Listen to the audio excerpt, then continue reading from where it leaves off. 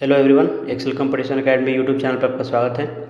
इस वीडियो में हम लोग बीपीएससी टीआरई 1 में जो टीजीटी का एग्ज़ाम हुआ था सेकेंडरी टीचर का, उसके जनरल स्टडी और साइंस का पेपर देखेंगे जो कि 26 अगस्त 2023 को हुआ था। आपको जो भी बीपीएससी टीआरई से संबंधित वीडियो चाहिए इस चैनल के प्लेलिस्ट में आप जा कर के देख सकते हैं।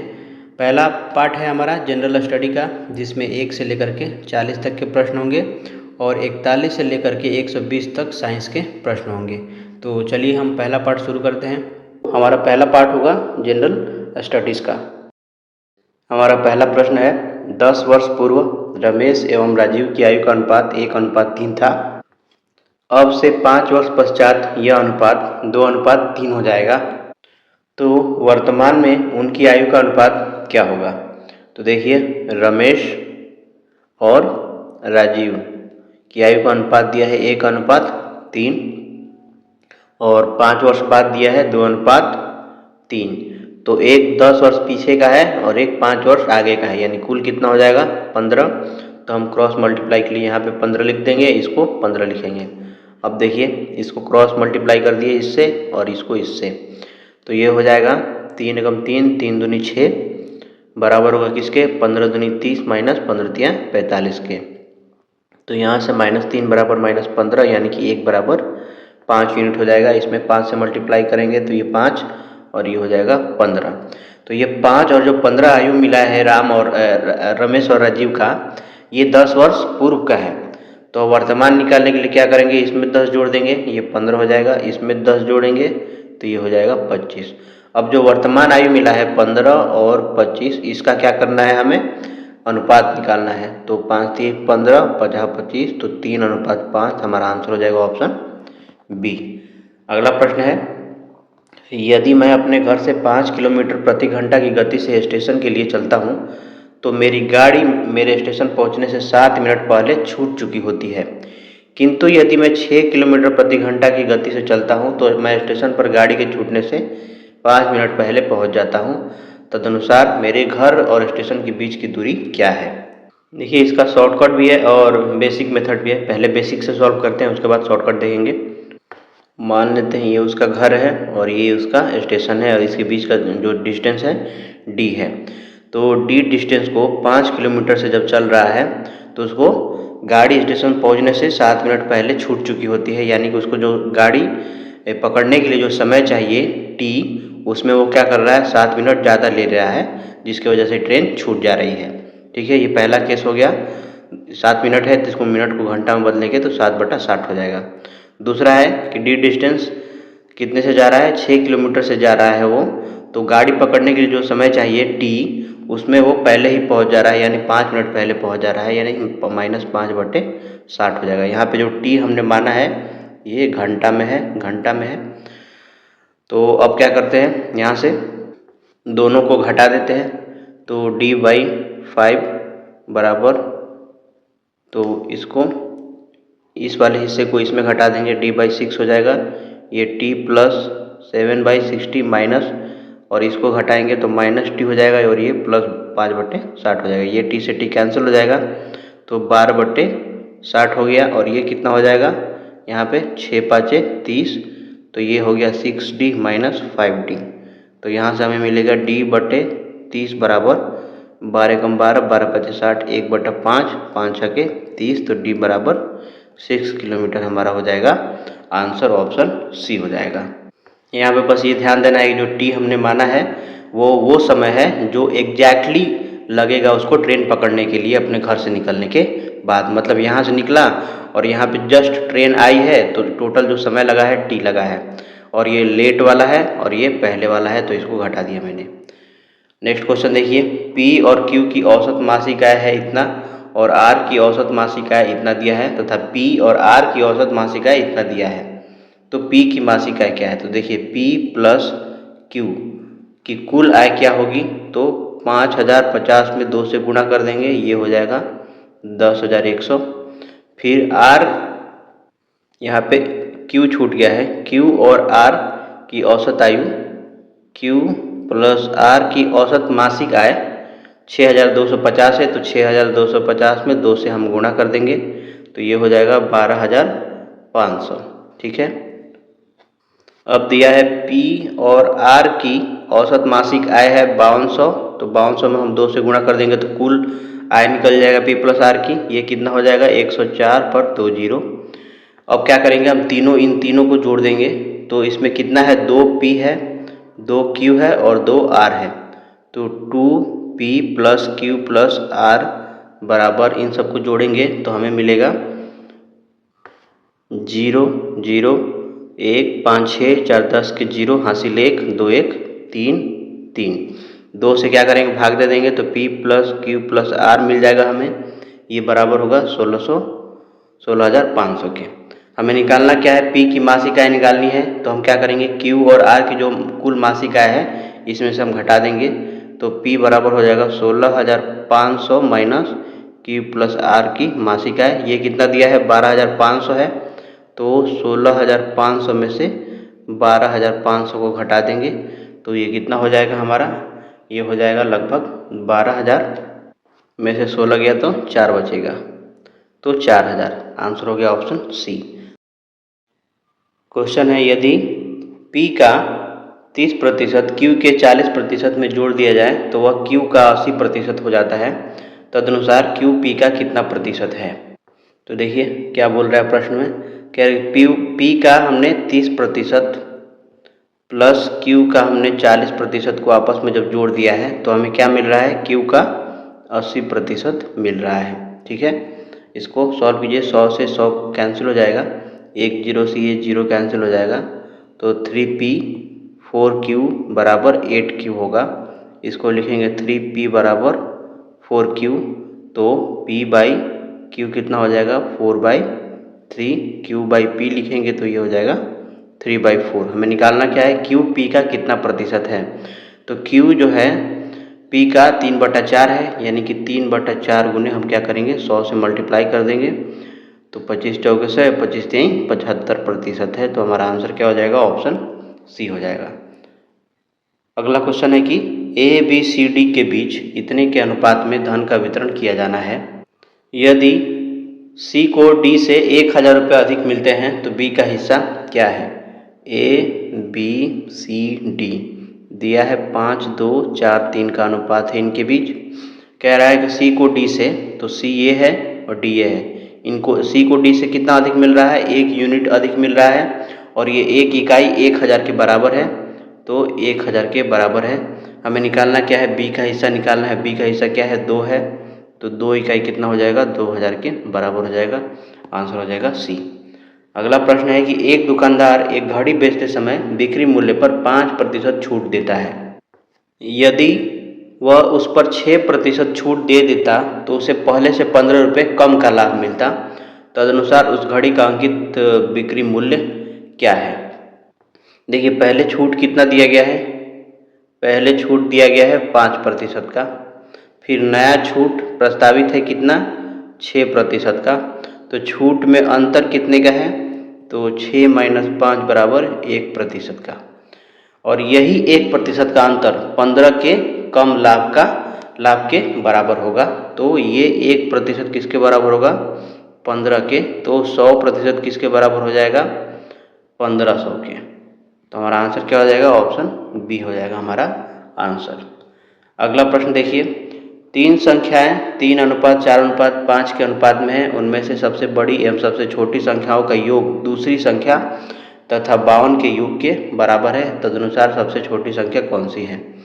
तो 3:4:5 हमें दिया है, मान लेते हैं ABC है, इनका मध्यानुपात मान लेते हैं कि x है, तो A बराबर हमें क्या मिलेगा 3x, B बराबर 4x, C बराबर 5x। अब कह रहा है कि सबसे बड़ी एवं सबसे छोटी संख्या का योग, तो 3x प्लस 5x का योग दूसरी संख्या तथा 52 के योग के बराबर है। दूसरी संख्या क्या है 4x प्लस 52 के योग के बराबर है, तो यहाँ से 8x और ये -4x बराबर 52, तो हमें मिलेगा 4x बराबर 52, तो x बराबर कितना होगा 13 हो जाएगा। तदनुसार सबसे छोटी संख्या कौन सी है, तो छोटी संख्या a है, तो a बराबर 3 × 13 यानी कि 39 हमारा हो जाएगा आंसर ऑप्शन बी। अगला प्रश्न है, यदि 2 का पावर 2n-1 बराबर 1/8 का पावर n-3 है तो n का मान हमें निकालना है। तो देखिए 2 का पावर 2n-1 और बराबर इसको क्या लिखेंगे, 8 का पावर -n-3 लिख सकते हैं। आपको पता होना चाहिए कि 1/a है तो इसको लिखते हैं a का पावर -1, तो वही हमने यहाँ पे किया है। फिर 2 का पावर 2n-1 रहेगा और ये 8 को क्या लिख सकते हैं, 2 का पावर क्यूब लिख सकते हैं और इसका पावर क्या है पहले से -n-3 है। फिर 2 का पावर 2n-1 और ये 3 क्या होगा, इससे मल्टीप्लाई हो जाएगा। आपको याद रखना है फॉर्मूला, x का पावर a है, बाहर b है तो x का पावर a b हो जाता है। ठीक है, तो उसी तरीके से ये कितना हो जाएगा, 2 का पावर -3n-3 हो जाएगा। क्योंकि बेस बराबर है तो घातांक भी बराबर होगा, यानी कि 2n-1 बराबर -3n-3 बराबर होगा। यहाँ से 2n-1 बराबर -3n + 9, तो यहाँ से ये हो जाएगा 5n बराबर 10, तो n बराबर हमें क्या मिल गया, 2। तो हमारा आंसर हो जाएगा ऑप्शन बी। अगला प्रश्न है, निम्नलिखित में से कौन सा फोटो इलेक्ट्रिक उपकरण डिजिटल अनुप्रयोगों के लिए सबसे उपयुक्त है? तो इसका आंसर होगा option C, photo diode. Photo diode प्रकाश ऊर्जा को विद्युत धारा में बहुत तेज़ी से बदलता है। इसका जो रिस्पांस टाइम है नैनो सेकेंड में होता है, जो इसे digital logic circuit, optical fibre संचार और डिजिटल कन्वर्टर्स के लिए सबसे उपयुक्त बनाता है। यहाँ पे जो फोटोवोल्टेइक सेल है इसका उपयोग मुख्य रूप से सौर ऊर्जा बनाने में होता है। नेक्स्ट क्वेश्चन देखिए कि किसी विखंडनीय द्रव्य का क्रांतिक द्रव्यमान क्या होगा? तो ये न्यूक्लियर फिजिक्स नाभिकीय भौतिकी से प्रश्न है। क्रांतिक द्रव्यमान विखंडनीय पदार्थ जैसे कि मान लीजिए यूरेनियम 235 है कि वह न्यूनतम मात्रा होती है। क्रांतिक द्रव्यमान विखंडनीय पदार्थ की वह न्यूनतम मात्रा होती है जो एक निरंतर आत्मनिर्भर नाभिकीय श्रृंखला अभिक्रिया को बनाए रखने के लिए आवश्यक होती है। इससे कम द्रव्यमान होने पर न्यूट्रॉन बाहर निकल जाते हैं और रिएक्शन रुक जाता है। तो हमारा आंसर क्या होगा, ऑप्शन बी होगा। श्रृंखला अभिक्रिया हेतु आवश्यक न्यूनतम द्रव्यमान को हम बोलते हैं क्रांतिक द्रव्यमान। नेक्स्ट क्वेश्चन है, फलों को जबरदस्ती पकाने के लिए निम्नलिखित में से किस गैस का उपयोग किया जाता है? तो इसका आंसर होगा ऑप्शन बी, एथिलीन। एथिलीन का फॉर्मूला क्या होता है, C2H4 होता है। यह एक प्राकृतिक गैसीय पादप हार्मोन है जो फलों को पकाने के लिए जिम्मेदार है। कृत्रिम रूप से पकाने के लिए भी एथिलीन गैस या एथीफोन का उपयोग किया जाता है। ठीक है, यहाँ पे एक चीज़ याद रखना है कि जो कैल्शियम कार्बाइड का उपयोग करने पर नमी से क्रिया करके एसिटिलीन गैस बनती है जो स्वास्थ्य के लिए हानिकारक है और इस पर प्रतिबंध लगा है। प्रतिबंध के कारण अब एथिलीन को प्राथमिकता दी जाती है। तो हमेशा ध्यान रखना है, एसिटिलीन टिक नहीं करना है, जनरली एथिलीन है। नेक्स्ट क्वेश्चन है, निम्नलिखित में से किसकी ऑक्टेन संख्या 0 है? तो ऑक्टेन स्केल पर मानक के रूप में एन हेप्टेन की ऑक्टेन संख्या को 0 माना गया है और आइसो ऑक्टेन की ऑक्टेन संख्या को 100 माना गया है। तो इसका ऑक्टेन संख्या क्या है, 100 है और इसका क्या है, 0 है। तो 0 पूछ रहा है तो आंसर क्या हो जाएगा, ऑप्शन हमारा हो जाएगा सी। ऑक्टेन संख्या जो है वो पेट्रोल की एंटी नॉकिंग क्षमता को मापती है। जितनी अधिक ऑक्टेन संख्या होगी ईंधन उतना ही बेहतर माना जाता है। नेक्स्ट क्वेश्चन है, लीची का खाद्य भाग कौन सा है? तो लीची का जो गूदेदार और रसीला भाग हम खाते हैं उसे मांसल एरिल बोलते हैं। तो ऑप्शन हो जाएगा हमारा ए। यह बीज के चारों ओर विकसित होने वाला एक अतिरिक्त आवरण होता है। आणविक ऑक्सीजन का पत्तियों से निकलना कौन सी भौतिक क्रिया है?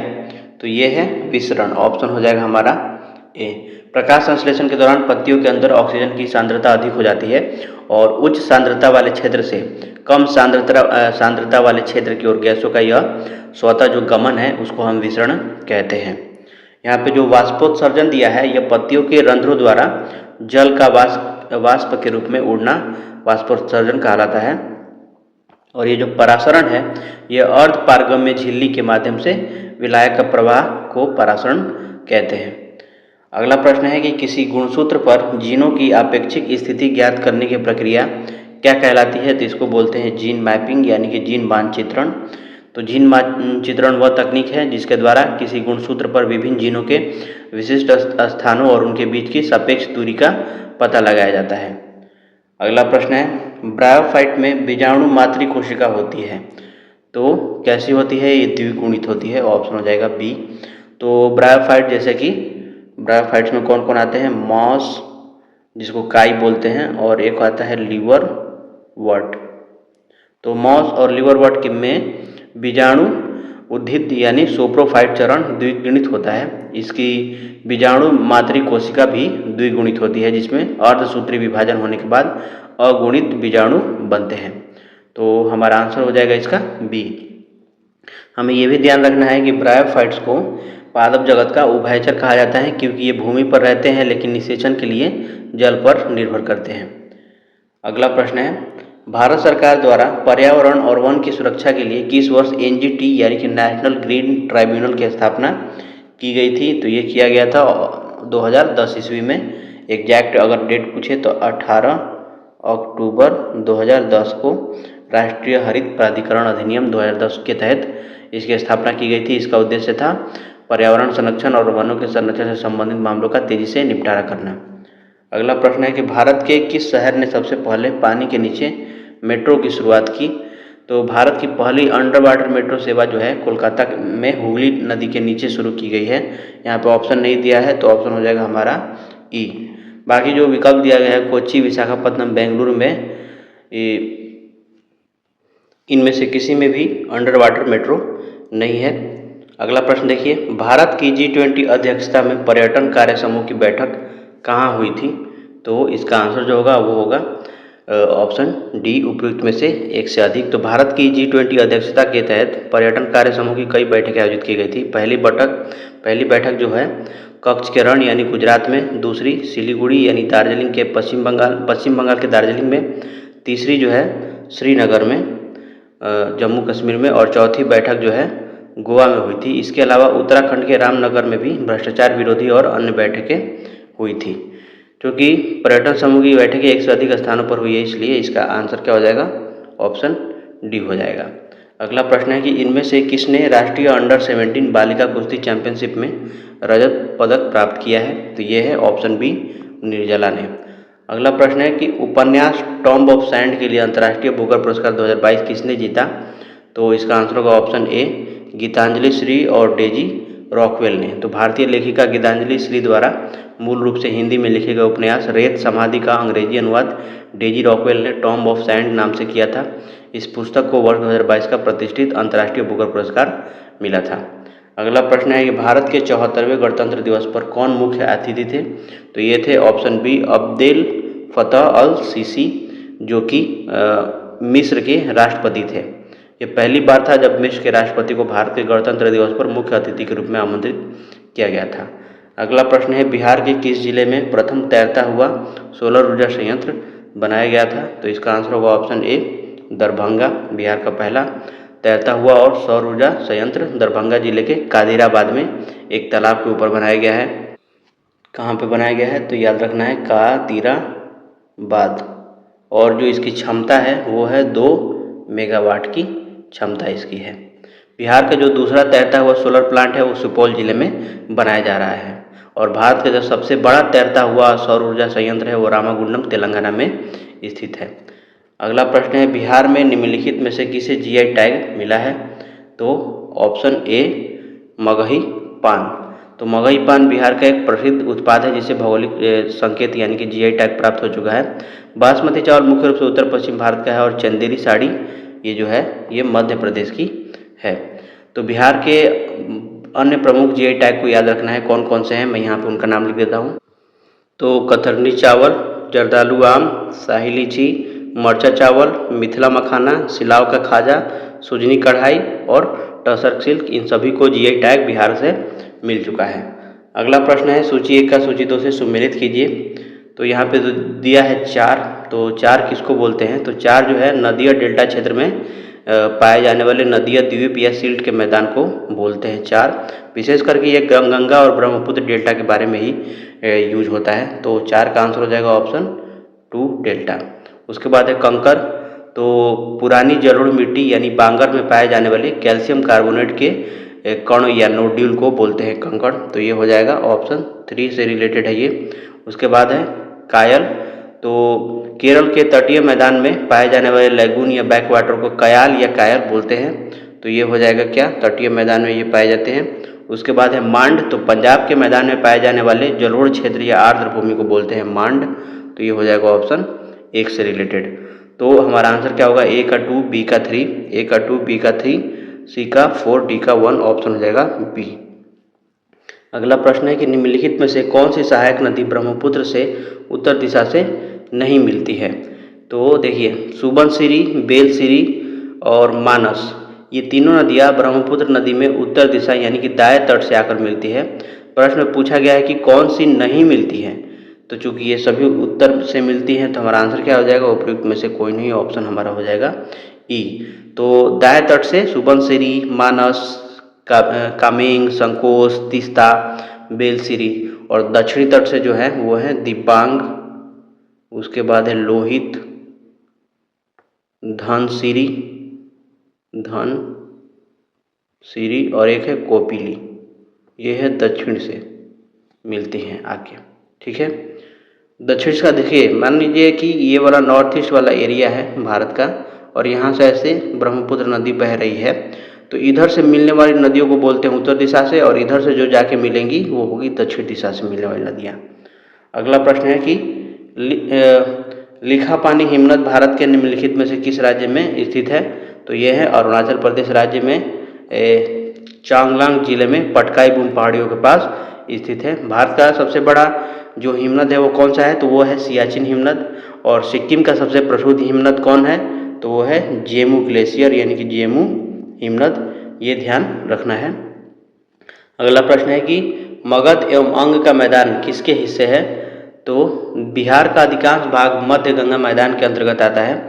गंगा नदी बिहार को 2 भागों में बांटती है। दक्षिण बिहार के मैदान में ही मगध का मैदान और अंग का मैदान स्थित है, जो मध्य गंगा के मैदान का हिस्सा है। तो हमारा आंसर क्या हो जाएगा, ऑप्शन बी हो जाएगा, मध्य गंगा का मैदान।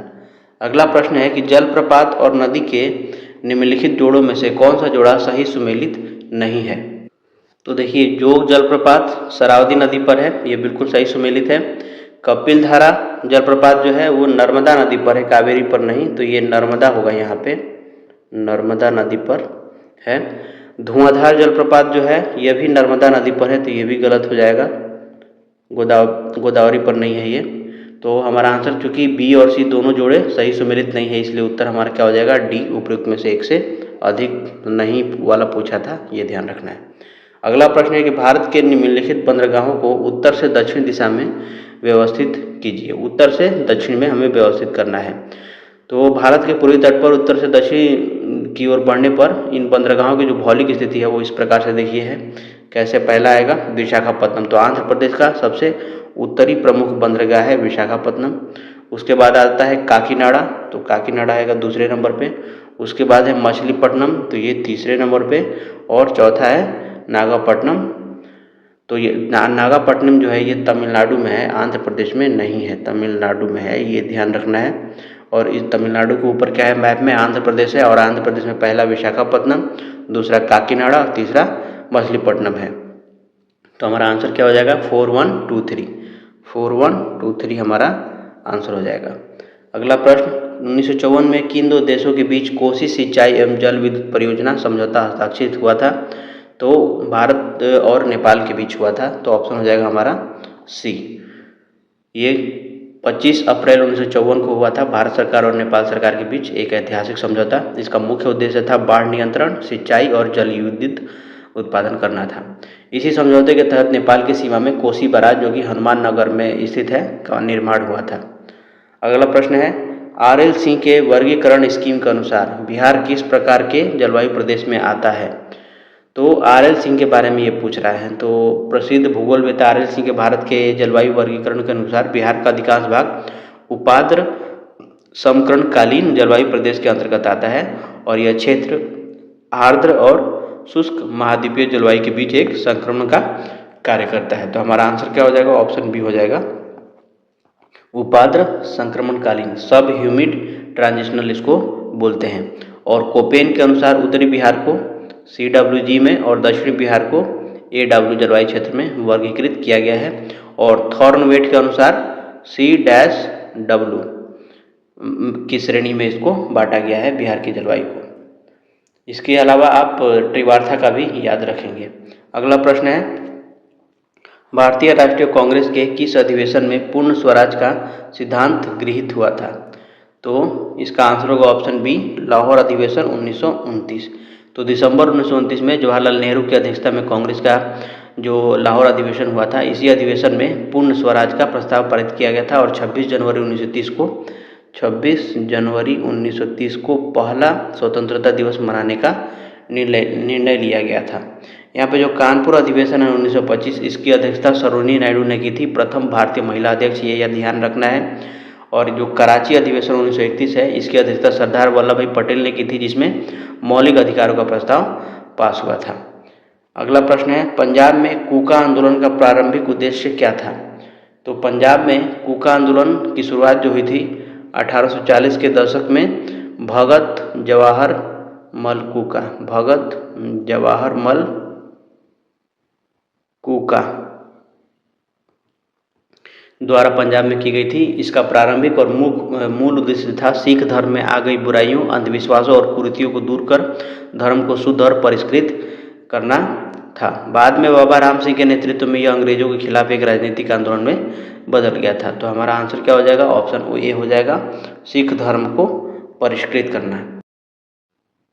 1857 के विद्रोह को किसके द्वारा प्रथम भारतीय स्वतंत्रता संग्राम के रूप में वर्णित किया गया था? तो इसका आंसर जो होगा वो होगा option A, V Savarkar. Vinayak Damodar Savarkar ने अपनी प्रसिद्ध पुस्तक में लिखा था the Indian war of independence 1857 में इस विद्रोह को सुनियोजित प्रथम भारतीय स्वतंत्रता संग्राम कहा है। और इसके विपरीत ध्यान रखना है कि RC जो मजुमदार था उसने कहा था कि यह न तो प्रथम है, न ही राष्ट्रीय और न ही स्वतंत्रता संग्राम है। डिजरायली ने भी कहा था कि राष्ट्रीय ये 1857 के विद्रोह को बोला था ये राष्ट्रीय विद्रोह है। तो ये सब फैक्ट याद रखने हैं। अगला प्रश्न है कि भारतीय किसानों के इतिहास में संगठित असहयोग का प्रथम उदाहरण कहाँ घटित हुआ था? तो इसका आंसर होगा बिहार और बंगाल, ऑप्शन ए हो जाएगा। भारतीय किसानों के इतिहास में संगठित रूप से विद्रोह असहयोग का जो पहला बड़ा उदाहरण था 1859 से 60 का नील विद्रोह था। नील विद्रोह जो कि बंगाल में हुआ था जनरली, जो उस समय बंगाल बिहार संयुक्त रूप से थे, तो बिहार के भी कुछ हिस्से में ये फैला था।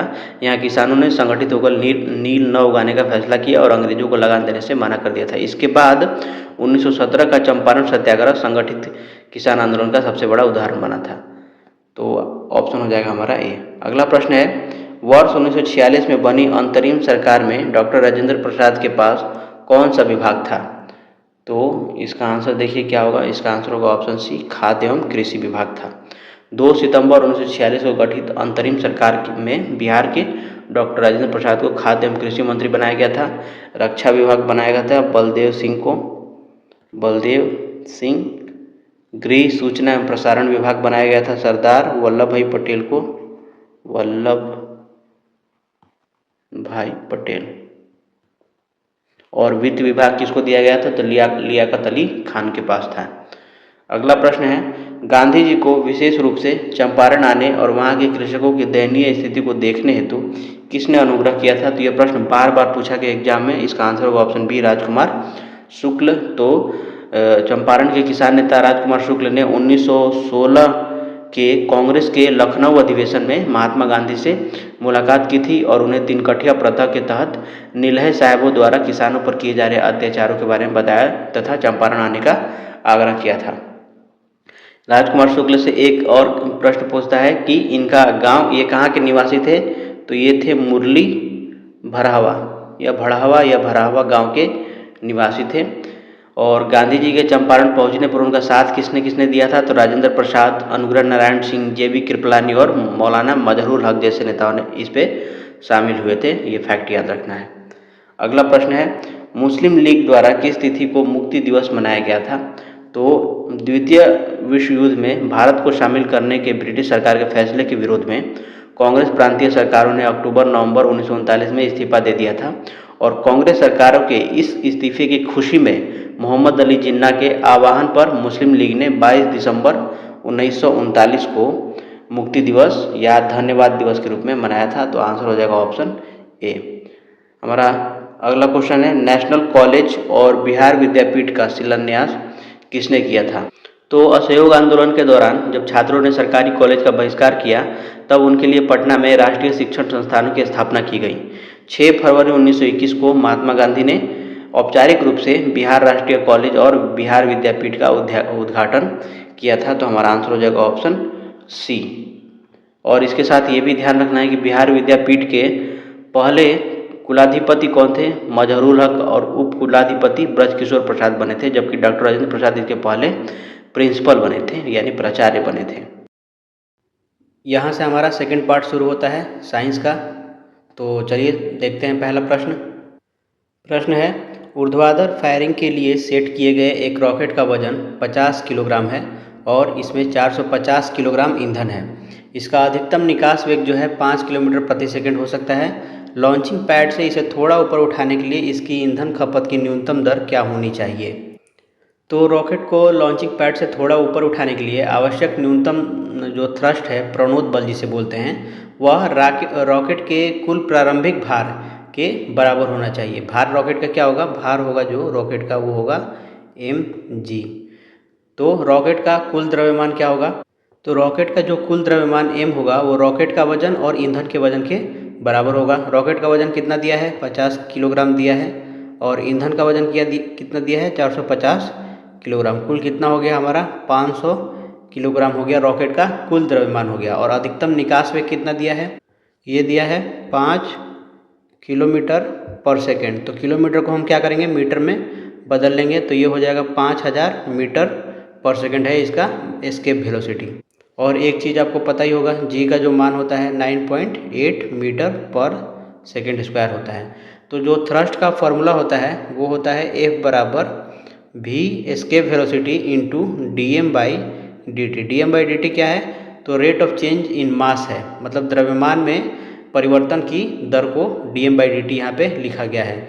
तो लॉन्च के लिए जो आवश्यक शर्त होगा वो क्या होगा? वो ये होगा कि ये F जो है ये बराबर होना चाहिए mg के। तो ये F किसके बराबर है? ये F इसके बराबर है। तो ve dm/dt बराबर m इंटू जी। अब हम क्या करेंगे? सबका मान रख लेंगे क्योंकि हमें dm/dt निकालना है। dm/dt क्या है? ये न्यूनतम दर है ईंधन की खपत की। ईंधन की खपत का मतलब क्या है कि उसका मास कितना कम हो रहा है समय के साथ, द्रव्यमान कितना कम हो रहा है वही निकालना है। तो ये हो जाएगा mg/ve। m कितना है? m हमारा है 500 kg। g का मान दिया है 9.8 और ve क्या है? ve दिया है 5000 मीटर पर सेकेंड। तो यहाँ से 2 जीरो से 2 जीरो कैंसिल, 5 दहा में 50। तो ये 9.8 बटे में 10 यानी कि 0.98 हो जाएगा हमारा kg पर सेकेंड। ठीक है, तो आंसर हो गया हमारा क्या? ऑप्शन ए हो जाएगा हमारा आंसर। कभी कभी एग्जाम में पूछ लेता है रॉकेट के सिद्धांत किस पर काम करते हैं। तो रॉकेट के जो सिद्धांत है वो न्यूटन के गति के तीसरे नियम और रेखीय संवेग संरक्षण के सिद्धांत पर कार्य करते हैं। और इसमें परिवर्तनीय द्रव्यमान प्रणाली का प्रयोग होता है, यानी कि जैसे जैसे रॉकेट ऊपर जाता है ईंधन जलने के कारण उसका द्रव्यमान घटता है, जिससे उसका त्वरण लगातार बढ़ता जाता है। अगला प्रश्न देखते हैं। केंद्रीय बल विभव v = k/r का पावर n में वृत्तीय कक्षाओं पर विचार कीजिए जहां पर k धनात्मक है और n का मान 0 से 2 के बीच में है। यदि त्रिज्या r की एक वृत्ताकार कक्षा की समयावधि t1 है और त्रिज्या 2r की वृत्ताकार कक्षा की समयावधि t2 है, तब t2/t1 क्या होगा? तो केंद्रीय बल विभव दिया है हमें v = k/r का पावर n क्वेश्चन में। और हमको पता है जो बल होता है Fr वो होता है, यहाँ पे r वही है जो ये है -dv/dr। यहाँ पे v वेलोसिटी नहीं है, ये पोटेंशियल है। बल विभव यहाँ पे लिखा हुआ है। अब देखिए हम क्या करेंगे, इस v के ये जो v का मान है इसमें ला करके रख देंगे। तो रख के देखते हैं। Fr = क्या होगा? -d/dr और यहाँ पे माइनस के इंटू आर का पावर माइनस एन लिख सकते हैं। ये ऊपर जाएगा तो क्या हो जाएगा, माइनस के आर का पावर माइनस एन हो जाएगा। इसको डिफ्रेंशिएट करेंगे तो क्या होगा, ये अचर है, ये बाहर आ जाएगा, ये माइनस माइनस प्लस हो जाएगा और माइनस एन का जब डिफ्रेंशिएट करेंगे तो ये हो जाएगा माइनस एन के आर का power minus N plus one. Plus one क्यों लिखा है मैंने, इसको ऐसे समझिए, ये माइनस एन माइनस वन होगा तो इसको मैंने कॉमन ले लिया तो माइनस एन के आर का power minus N plus one हो जाएगा। यहाँ से इसको लिख सकते हैं एन के बटे में आर का पावर एन प्लस वन। तो वृत्तीय कक्षा में घूमने के लिए यह बल आवश्यक अभिकेंद्री बल यानी कि सेंट्रीपिटल फोर्स प्रदान करेगा। तो ये बल किसके बराबर होना चाहिए, ये बल बराबर होना चाहिए M V square by R. यहाँ पे जो वी है ये वेग है और यहाँ पे जो ये कैपिटल वी दिया है ये वाला, ये है पोटेंशियल यानी विभव। तो एन के बाई आर का पावर एन प्लस वन, हमने माइनस का मान हटा दिया है। ये दिखा रहा है कि ये एक सेंट्रीपिटल फोर्स है, यहाँ पे माइनस का कोई मतलब होगा नहीं, हमें मैग्नीट्यूड यानी परिमाण बराबर रखना है।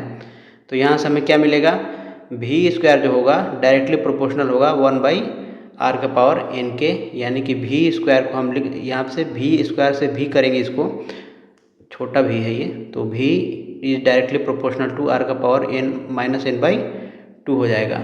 आपको पता है कि समय अवधि जो हमारा होता है वो क्या होता है, two pi R by V होता है। इसलिए हम क्या करेंगे, जब वी का मान यहाँ पे रखेंगे ला करके ये वाला वी, तो ये क्या हो जाएगा, ये हो जाएगा T is equal to two pi R बटे में, मतलब ये डायरेक्टली प्रोपोर्शनल रख लीजिए, ऊपर आर रहेगा, ये कांस्टेंट हटा देना है। डायरेक्टली प्रोपोर्शनल का मतलब है कि कांस्टेंट को हटा के सिर्फ वेरिएबल यानी कि चर वालों को देखना है। तो आर का power minus N by two, तो यहाँ से हमें क्या मिलेगा, T is directly proportional to R का power one plus N by two. तो अब त्रिज्या आर और टू आर के लिए हमें क्या निकालना है, अनुपात निकालना है। देखिए यहाँ पे दिया हुआ है, तो टी वन के लिए हम क्या होगा, T two by T one is equal to होगा यहाँ से आर, ये वाला जो है आर का power two R, T two के लिए टू आर है, टू आर, और टी वन के लिए आर है, इनका पावर क्या होगा one plus N by two होगा, आर से आर कैंसिल, तो ये हो जाएगा टू का power one plus N by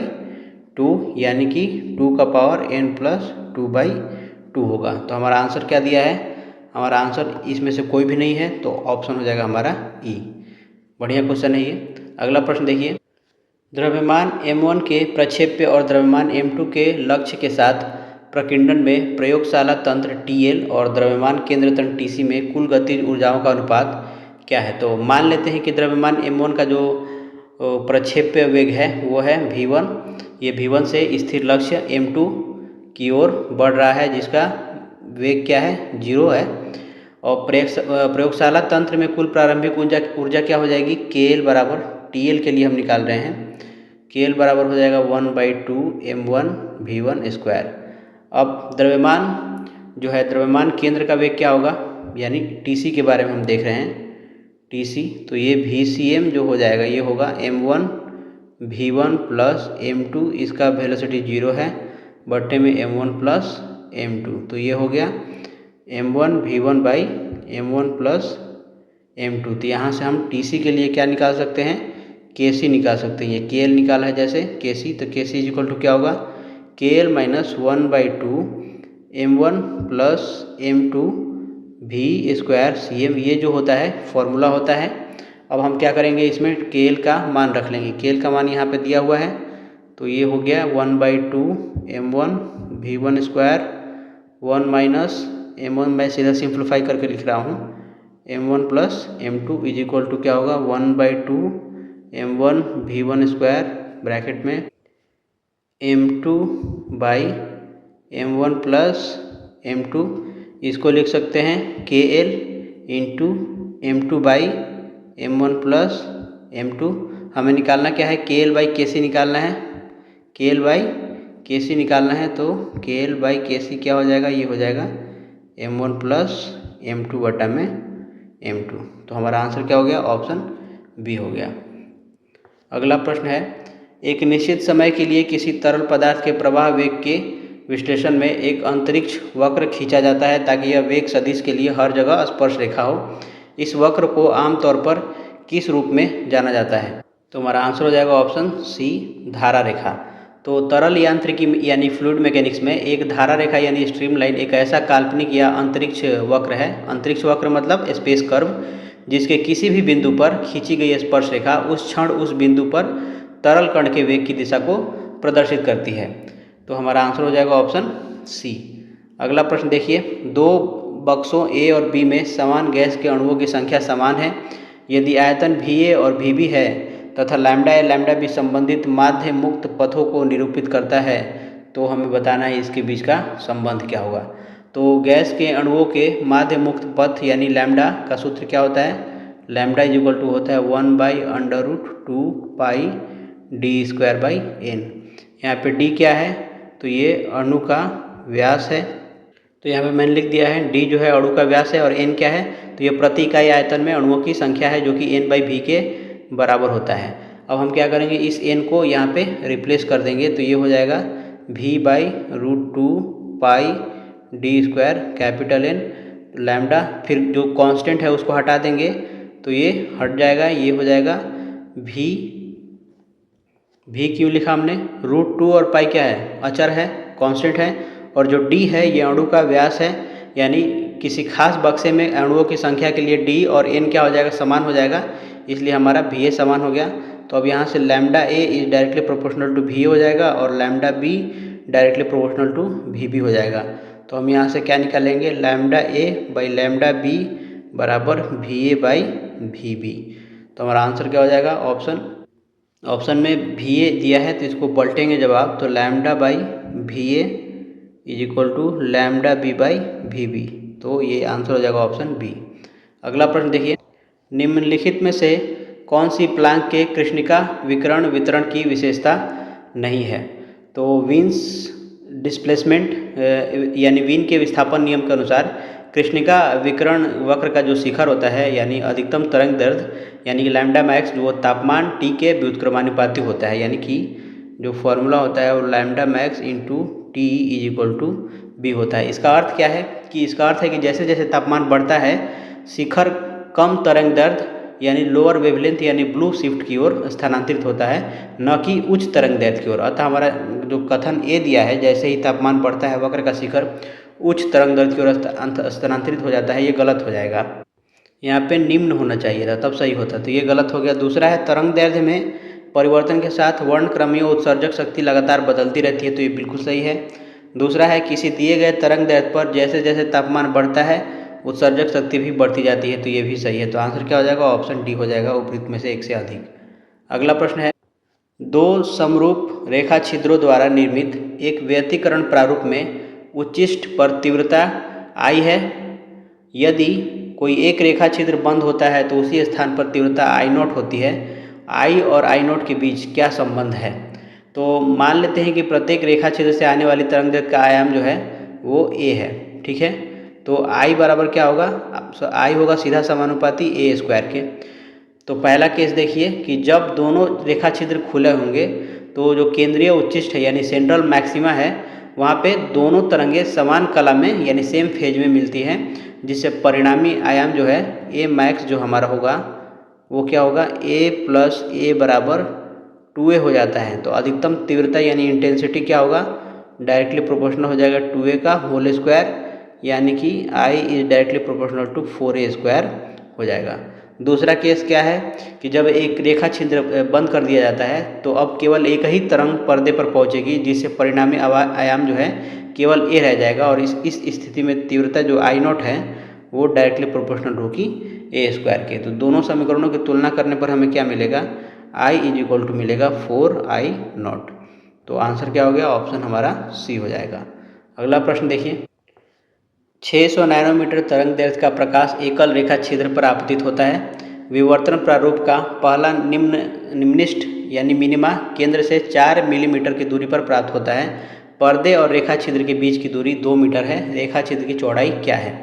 तो एकल रेखा छिद्र विवर्तन में प्रथम निम्निष्ट के लिए सूत्र क्या होता है, वो होता है a sin theta is equal to n lambda होता है।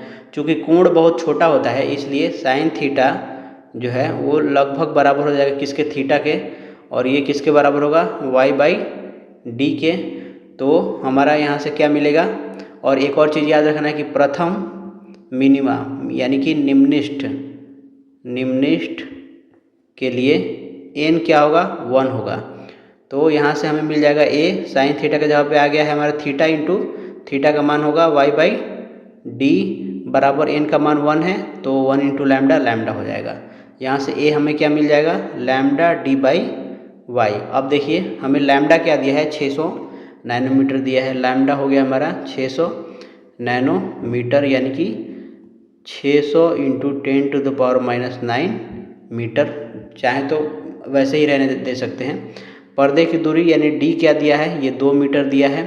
प्रथम निम्नस्थ दूरी यानी वाई क्या दिया है हमें 4 mm दिया है यानी कि 4 इंटू 10⁻³ मीटर। हमने सबको मीटर में बदल लिया है। अब a का मान निकालना है हमें तो a का मान निकाल दिए 600 गुने 10⁻⁹ डी नीचे आएगा बटे में y 4 इंटू 10⁻³ तो यहाँ से 4 2 दूनी के 4 कैंसिल हो जाएगा 2 तिहाई 6 300। तो यहाँ से क्या मिलेगा a बराबर 300 गुने ये -9 है ये ऊपर जाएगा तो +3 हो जाएगा तो -10⁻⁶ मीटर हो जाएगा। ऑप्शन हमारा क्या दिया है मिलीमीटर में दिया है तो हम क्या करेंगे a बराबर इसको लिखेंगे 3 इंटू 10⁻, ये 2 जीरो हटेगा तो इसमें से 2 कैंसिल हो जाएगा तो ये हो जाएगा -4 मीटर।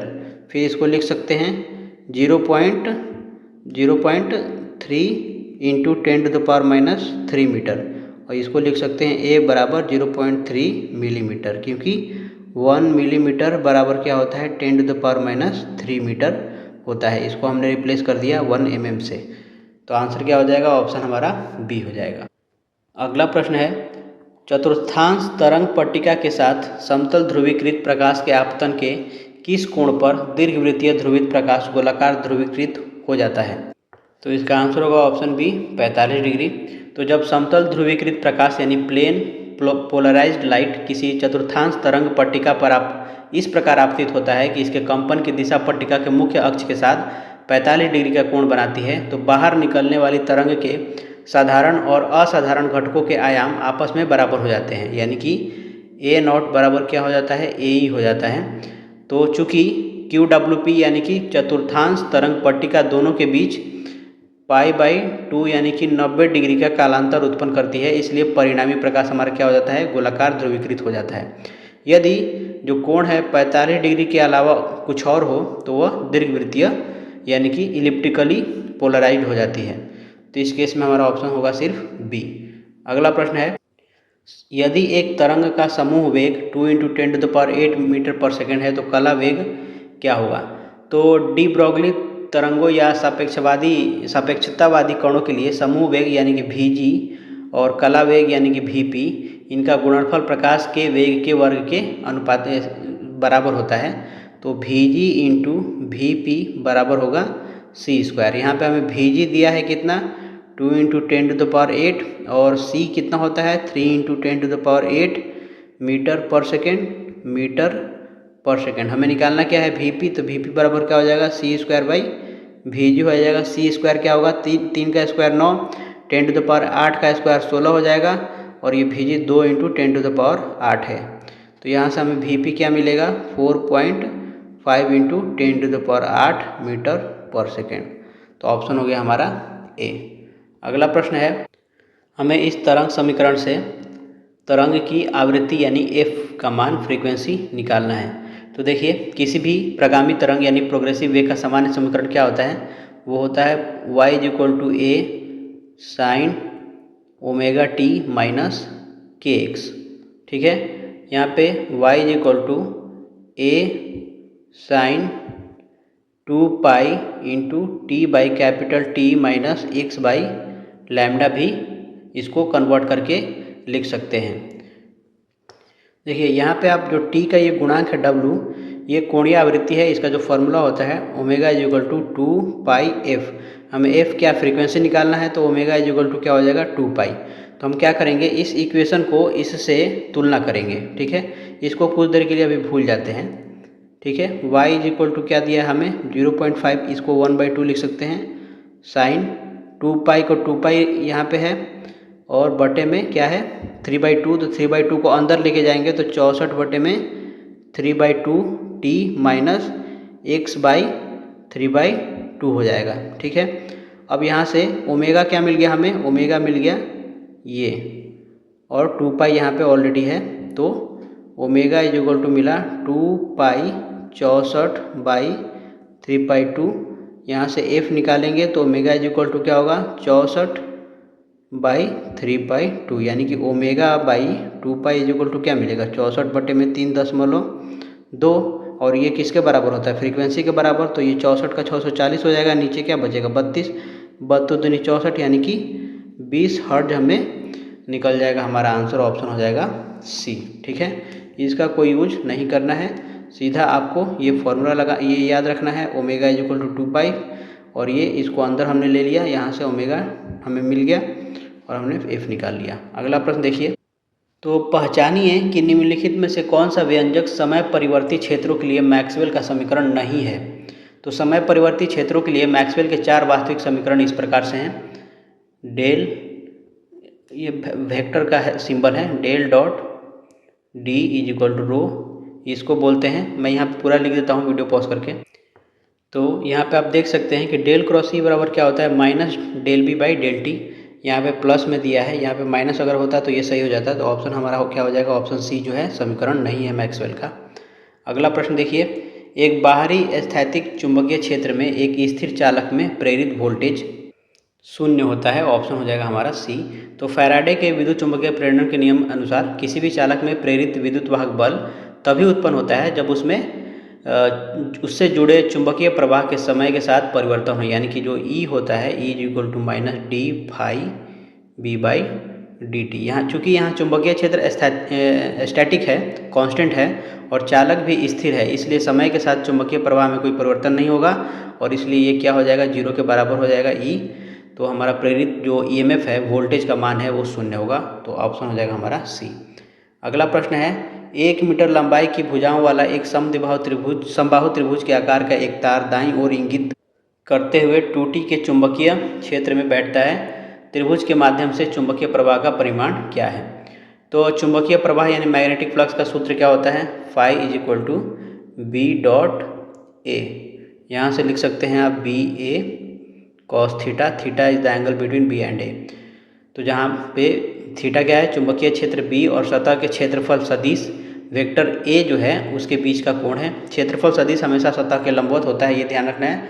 अब प्रश्न के अनुसार कह रहा है कि तार का समबाहु त्रिभुज प्लेन में बैठा है और चुंबकीय क्षेत्र दाईं ओर इंगित कर रहा है, अर्थात क्षेत्र पटल के समानांतर है, यानी क्षेत्र जो है प्लेन के समानांतर है।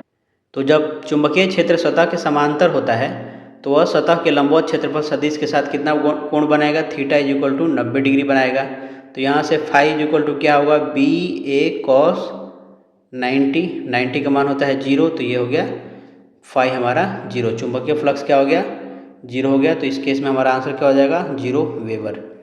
अगला प्रश्न है, बायो-सावर्ट के नियम के संबंध में निम्नलिखित में से कौन सा कथन सत्य है। तो बायो-सावर्ट के नियम के अनुसार किसी सूक्ष्म धारा अवयव के कारण किसी बिंदु पर उत्पन्न चुंबकीय क्षेत्र का परिमाण निम्नलिखित तरीके से आपको लिख सकते हैं। यहाँ पे D B is equal to क्या होता है, mu not by 4 pi I dot T L dot sine theta by R square. तो अब देखिए पहला कथन क्या दिया है, चुंबकीय क्षेत्र तत्व की लंबाई के अनुक्रमानुपाती होता है। तो ये सत्य है कैसे, यहाँ पे जो डी बी है ये अनुक्रमानुपाती है किसके, डी एल के, ठीक है, तत्व की लंबाई के अनुक्रमानुपाती है। दूसरा है बायो-सावर्ट का नियम विद्युत क्षेत्र से संबंधित है, तो ये गलत है क्योंकि बायो-सावर्ट का नियम जो है मैग्नेटिक क्षेत्र से संबंधित है। तीसरा है चुंबकीय क्षेत्र चालक में प्रवाहित धारा के अनुक्रमानुपाती होता है, तो ये भी सत्य है। यहाँ पे देखिए D B is equal to क्या होगा, डायरेक्टली प्रोपोर्शनल होगा किसके, इस आई के, तो ये भी हमारा क्या हो जाएगा, सही हो जाएगा, ये सही और ये सही, पहला और तीसरा हमारा आंसर हो जाएगा ऑप्शन सी। क्वेश्चन है, दिए गए परिपथ में धारा आई का यानी इसका मान ज्ञात कीजिए। तो इसमें हम क्या करेंगे, केसीएल यूज करेंगे, किरचॉफ करंट लॉ यानी किरचॉफ का धारा नियम। किसी भी नोड यानी संधि पर मिलने वाली सभी धाराओं का बीजगणितीय योग क्या होता है, शून्य होता है। यह आवेग संरक्षण के सिद्धांत पर आधारित है। यानी कि अगर हम इसको ले लें, मान लेते हैं O, तो O पर इनकमिंग जो करंट है, इनकमिंग, वो बराबर होगी आउटगोइंग के। ठीक है, तो इसमें ये नहीं पता है तो इसको x मान लेते हैं, इसको y मान लेते हैं, आने या अंदर जाने या बाहर जाने का जो भी मान सकते हैं, इसको भी मान लेते हैं t, बाद में यूज होगा इसका। तो अब देखिए O पर आ कौन कौन सी रही हैं, तो आ रही हैं 6 एम्पियर प्लस 2 एम्पियर, जा कौन सी रही हैं, तो 3 ampere plus 5 ampere plus x plus y। तो यहाँ से x प्लस y बराबर क्या हो जाएगा, 0 हो जाएगा। 6 2 8, 5 3 8, ये हमारा पहला समीकरण हो गया। अब देखिए इस वाले को, इसमें जो हमारा ये वाला पॉइंट है, इस नोड पे अगर हम देखें, मान लेते हैं ये नोड जो है A है, तो A पर क्या होगा, इनकमिंग क्या है 1 ampere, x ampere plus outgoing क्या है t एम्पियर, तो ये बराबर होगा किसके, t के बराबर होगा। ठीक है, दूसरा देखिए इस नोड पे, इसको मान लेते हैं B, ये A पर था, अब B पर देखिए, B पर t अंदर आ रहा है, y अंदर आ रहा है और बाहर कौन जा रहा है, I जा रहा है। तो यहाँ से t निकालेंगे तो I माइनस y हो जाएगा। इस t को यहाँ पे रख लीजिए, तो ये क्या हो जाएगा, 1 एम्पियर प्लस x बराबर I माइनस y। तो यहाँ से I निकल जाएगा 1 ampere plus x plus y, और x प्लस y का मान क्या है, 0 है, तो 1 एम्पियर प्लस 0 बराबर क्या हो जाएगा, 1 एम्पियर। हमारा आंसर हो जाएगा ऑप्शन सी। अगला प्रश्न देखिए, किसी समानांतर अनुनादी परिपथ के गुणवत्ता कारक के बारे में निम्नलिखित में से कौन सा कथन सही नहीं है, ये हमसे पूछ रहा है। तो इसका आंसर हो जाएगा option C, Q factor voltage आवर्धन प्रदान करता है। कैसे, तो जो श्रेणी अनुनादी परिपथ है यानी सीरीज रेजोनेंट सर्किट है, उसमें अनुनाद पर वोल्टेज को आवर्धित करता है, इसलिए श्रेणी परिपथ में क्यू फैक्टर वोल्टेज आवर्धन प्रदान करता है। तो हमारा आंसर हो जाएगा ऑप्शन इस केस में सी। अगला प्रश्न है कि प्रकाश विद्युत प्रयोग में सोडियम जिसका कार्यफलन है 2.3 इलेक्ट्रॉन वोल्ट और टंगस्टन जिसका कार्यफलन है 4.5 इलेक्ट्रॉन वोल्ट, दोनों धातुएं समान तरंग दैर्ध्य के पराबैंगनी प्रकाश से प्रतिदीप्त होती हैं। यदि टंगस्टन का निरोधी विभव 1.8 वोल्ट मापा जाता है तो सोडियम के निरोधी विभव का मान क्या होगा। तो आइंस्टीन के प्रकाश विद्युत समीकरण के अनुसार फॉर्मूला जो होता है वो होता है E plus W is equal to E V not. यहाँ पे E क्या है, तो E है आपतित प्रकाश की ऊर्जा है, ये आपतित प्रकाश की ऊर्जा, और W क्या है, तो ये कार्यफलन है, वर्क फंक्शन जिसको बोलते हैं इंग्लिश में कार्यफलन, और V नॉट क्या है, तो ये निरोधी विभव है, निरोधी विभव। अब देखिए टंगस्टन के लिए हम देखते हैं, टंगस्टन पहला केस में टंगस्टन, तो टंगस्टन में क्या होगा, E बराबर टंगस्टन का कार्यफलन 4.5 इलेक्ट्रॉन वोल्ट है प्लस इसका निरोधी विभव कितना है 1.8 वोल्ट है। 8 वोल्ट में इलेक्ट्रॉन से मल्टीप्लाई करेंगे तो हो जाएगा 1.8 इलेक्ट्रॉन वोल्ट, तो ये टोटल कितना हो जाएगा 6.3 इलेक्ट्रॉन वोल्ट। अब दूसरा सोडियम के लिए निकालते हैं, सोडियम, इसमें E बराबर क्या होगा, इसका कार्यफलन दिया है कितना 2.3 इलेक्ट्रॉन वोल्ट प्लस इलेक्ट्रॉन और वोल्ट, हमें ये वाला भी निकालना है, निरोधी विभव निकालना है। E लेकिन हमारा दिया है, E क्या दिया है, E वही है जो टंगस्टन का है, यानी कि ये इसके बराबर होगा, तो ये हो गया 6.3 इलेक्ट्रॉन वोल्ट बराबर 2.3 electron volt plus electron volt. तो यहाँ से हमें मिल जाएगा V बराबर 63 में से जाएगा तो ये 4 वोल्ट हमारा हो जाएगा आंसर ऑप्शन ए। अगला प्रश्न देखिए, परमाणु वर्णक्रमीय रेखाओं की सूक्ष्म संरचना किससे उत्पन्न होती है। तो इसका आंसर होगा ऑप्शन ए, इलेक्ट्रॉन स्पिन कक्षा युग्मन, यानी कि इलेक्ट्रॉन स्पिन ऑर्बिटिंग कपलिंग। तो परमाणु के स्पेक्ट्रम में जब रेखाओं को उच्च विभेदन क्षमता वाले स्पेक्ट्रोस्कोप से देखा जाता है तो वे कई पास स्थित रेखाओं में विभाजित दिखाई देती हैं, इससे सूक्ष्म संरचना कहते हैं। यह मुख्य रूप से इलेक्ट्रॉन के अपने अक्ष पर घूमने यानी स्पिन और नाभिक के चारों ओर उसकी कक्षीय गति यानी कि ऑर्बिटल के बीच चुंबकीय अन्योन्य क्रिया यानी कि स्पिन ऑर्बिट इंटरैक्शन के कारण उत्पन्न होती है। इसलिए हमारा आंसर इस केस में क्या होगा, ऑप्शन ए होगा। अगला प्रश्न है, प्रोटॉन संख्या 84 और न्यूक्लियॉन संख्या 216 वाले एक परमाणु का एक नए तत्व में क्षय होता है। इस प्रक्रिया में यह एक अल्फा कण का उत्सर्जन करता है। उत्सर्जन के बाद नए नाभिक की संरचना क्या है? तो एक अल्फा कण वास्तव में एक हीलियम के नाभिक के बराबर होता है, यानी अल्फा जो होता है हीलियम 4 के बराबर होता है, जिसमें 2 प्रोटॉन होते हैं और 2 न्यूट्रॉन होते हैं। तो कुल न्यूक्लियॉन की संख्या कितनी हो गई? कुल न्यूक्लियॉन की संख्या जो हो गई वो हो गई 4। तो जब कोई नाभिक अल्फा क्षय करता है तो उसकी प्रोटॉन संख्या यानी परमाणु क्रमांक Z में 2 की कमी आती है, Z-2 होगा, और उसकी न्यूक्लियॉन संख्या यानी कि द्रव्यमान संख्या A में 4 की कमी आएगी, यानी कि A-4 होगा।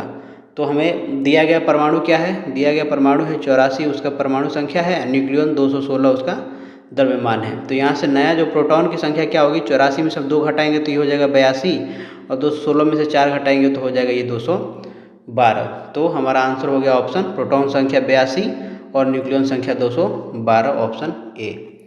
अगला प्रश्न देखिए, निम्नलिखित में से किस अभिक्रिया की अनुमति नहीं है?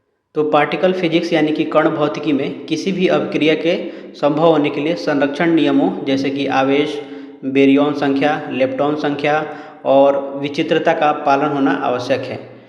विचित्रता मतलब स्ट्रेंजनेस।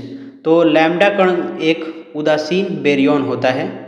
ये जो लैम्डा कण दिया है यह एक उदासीन बेरियॉन होता है, इस पर कोई धनावेश नहीं होता है, इसलिए विकल्प जो हमारा बी है ये क्या हो जाएगा? प्रकृति में अस्तित्व में नहीं है, ये गलत हो जाएगा।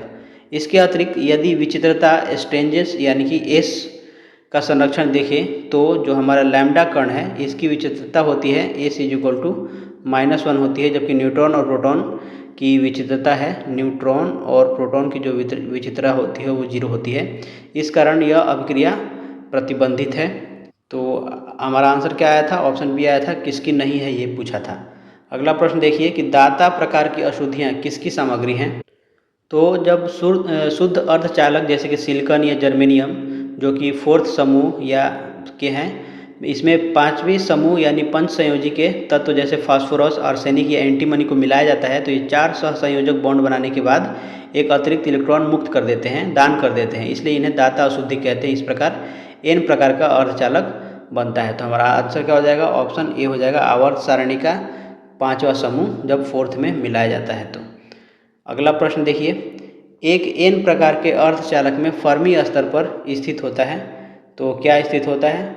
तो इसका आंसर होगा ऑप्शन बी, चालन बैंड के नीचे स्थित होता है फर्मी स्तर। तो शुद्ध यानी कि इंट्रिंसिक अर्धचालक में फर्मी स्तर बिल्कुल वर्जित ऊर्जा अंतराल के मध्य में होता है, फॉरबिडन एनर्जी गैप के मध्य में होता है।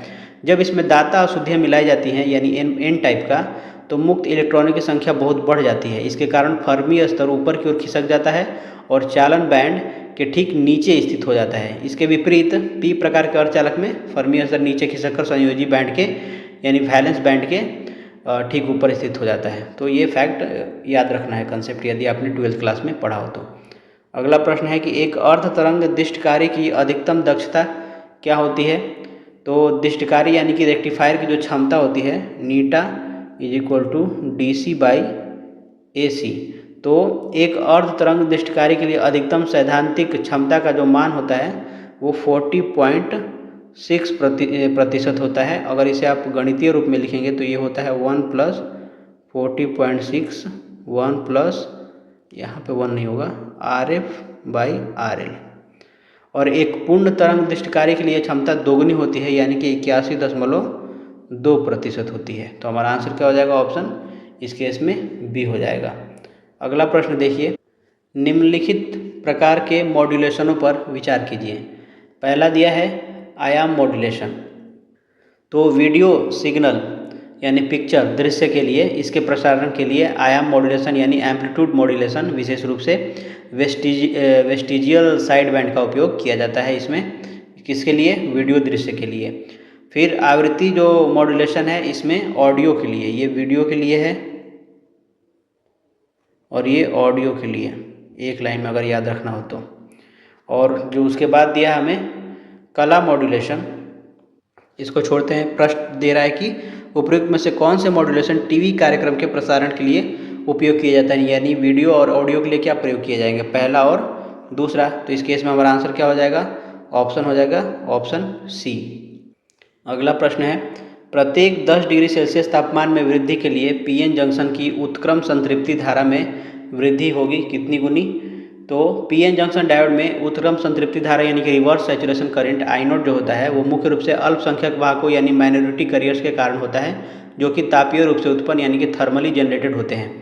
अर्धचालक भौतिकी के अनुसार तापमान में प्रत्येक 10 डिग्री सेल्सियस की वृद्धि होने पर यह उत्क्रम धारा लगभग दोगुनी हो जाती है, और इसके लिए जो सूत्र होता है I0 is equal to T2 temperature I0 T1 dot 2 times of T2 minus T1 by 10। तो ये T1 है, तो हमारा आंसर क्या होगा इस केस में, दुगुनी हो जाएगा। अगला प्रश्न है, सिलिकॉन और जर्मेनियम फोटोडायोड के लिए बैंड अंतराल ऊर्जाएं क्रमशः 1.1 इलेक्ट्रॉन वोल्ट और 0.67 इलेक्ट्रॉन वोल्ट हैं, उनके कट ऑफ तरंग दैर्ध्य होंगे क्रमशः।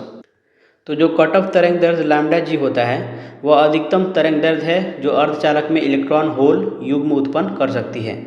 तो लैम्डा जी जो होता है Hc/Eg होता है। यदि लैम्डा जी को नैनोमीटर में और Eg को इलेक्ट्रॉन वोल्ट में बदलना हो तो हमारा जो सूत्र होता है वो होता है लैम्डा जी, ये नैनोमीटर में होता है, ये 1240 बटे में Eg ये इलेक्ट्रॉन वोल्ट में होता है। ये फॉर्मूला हो गया। पहला केस क्या है, सिलिकॉन के लिए।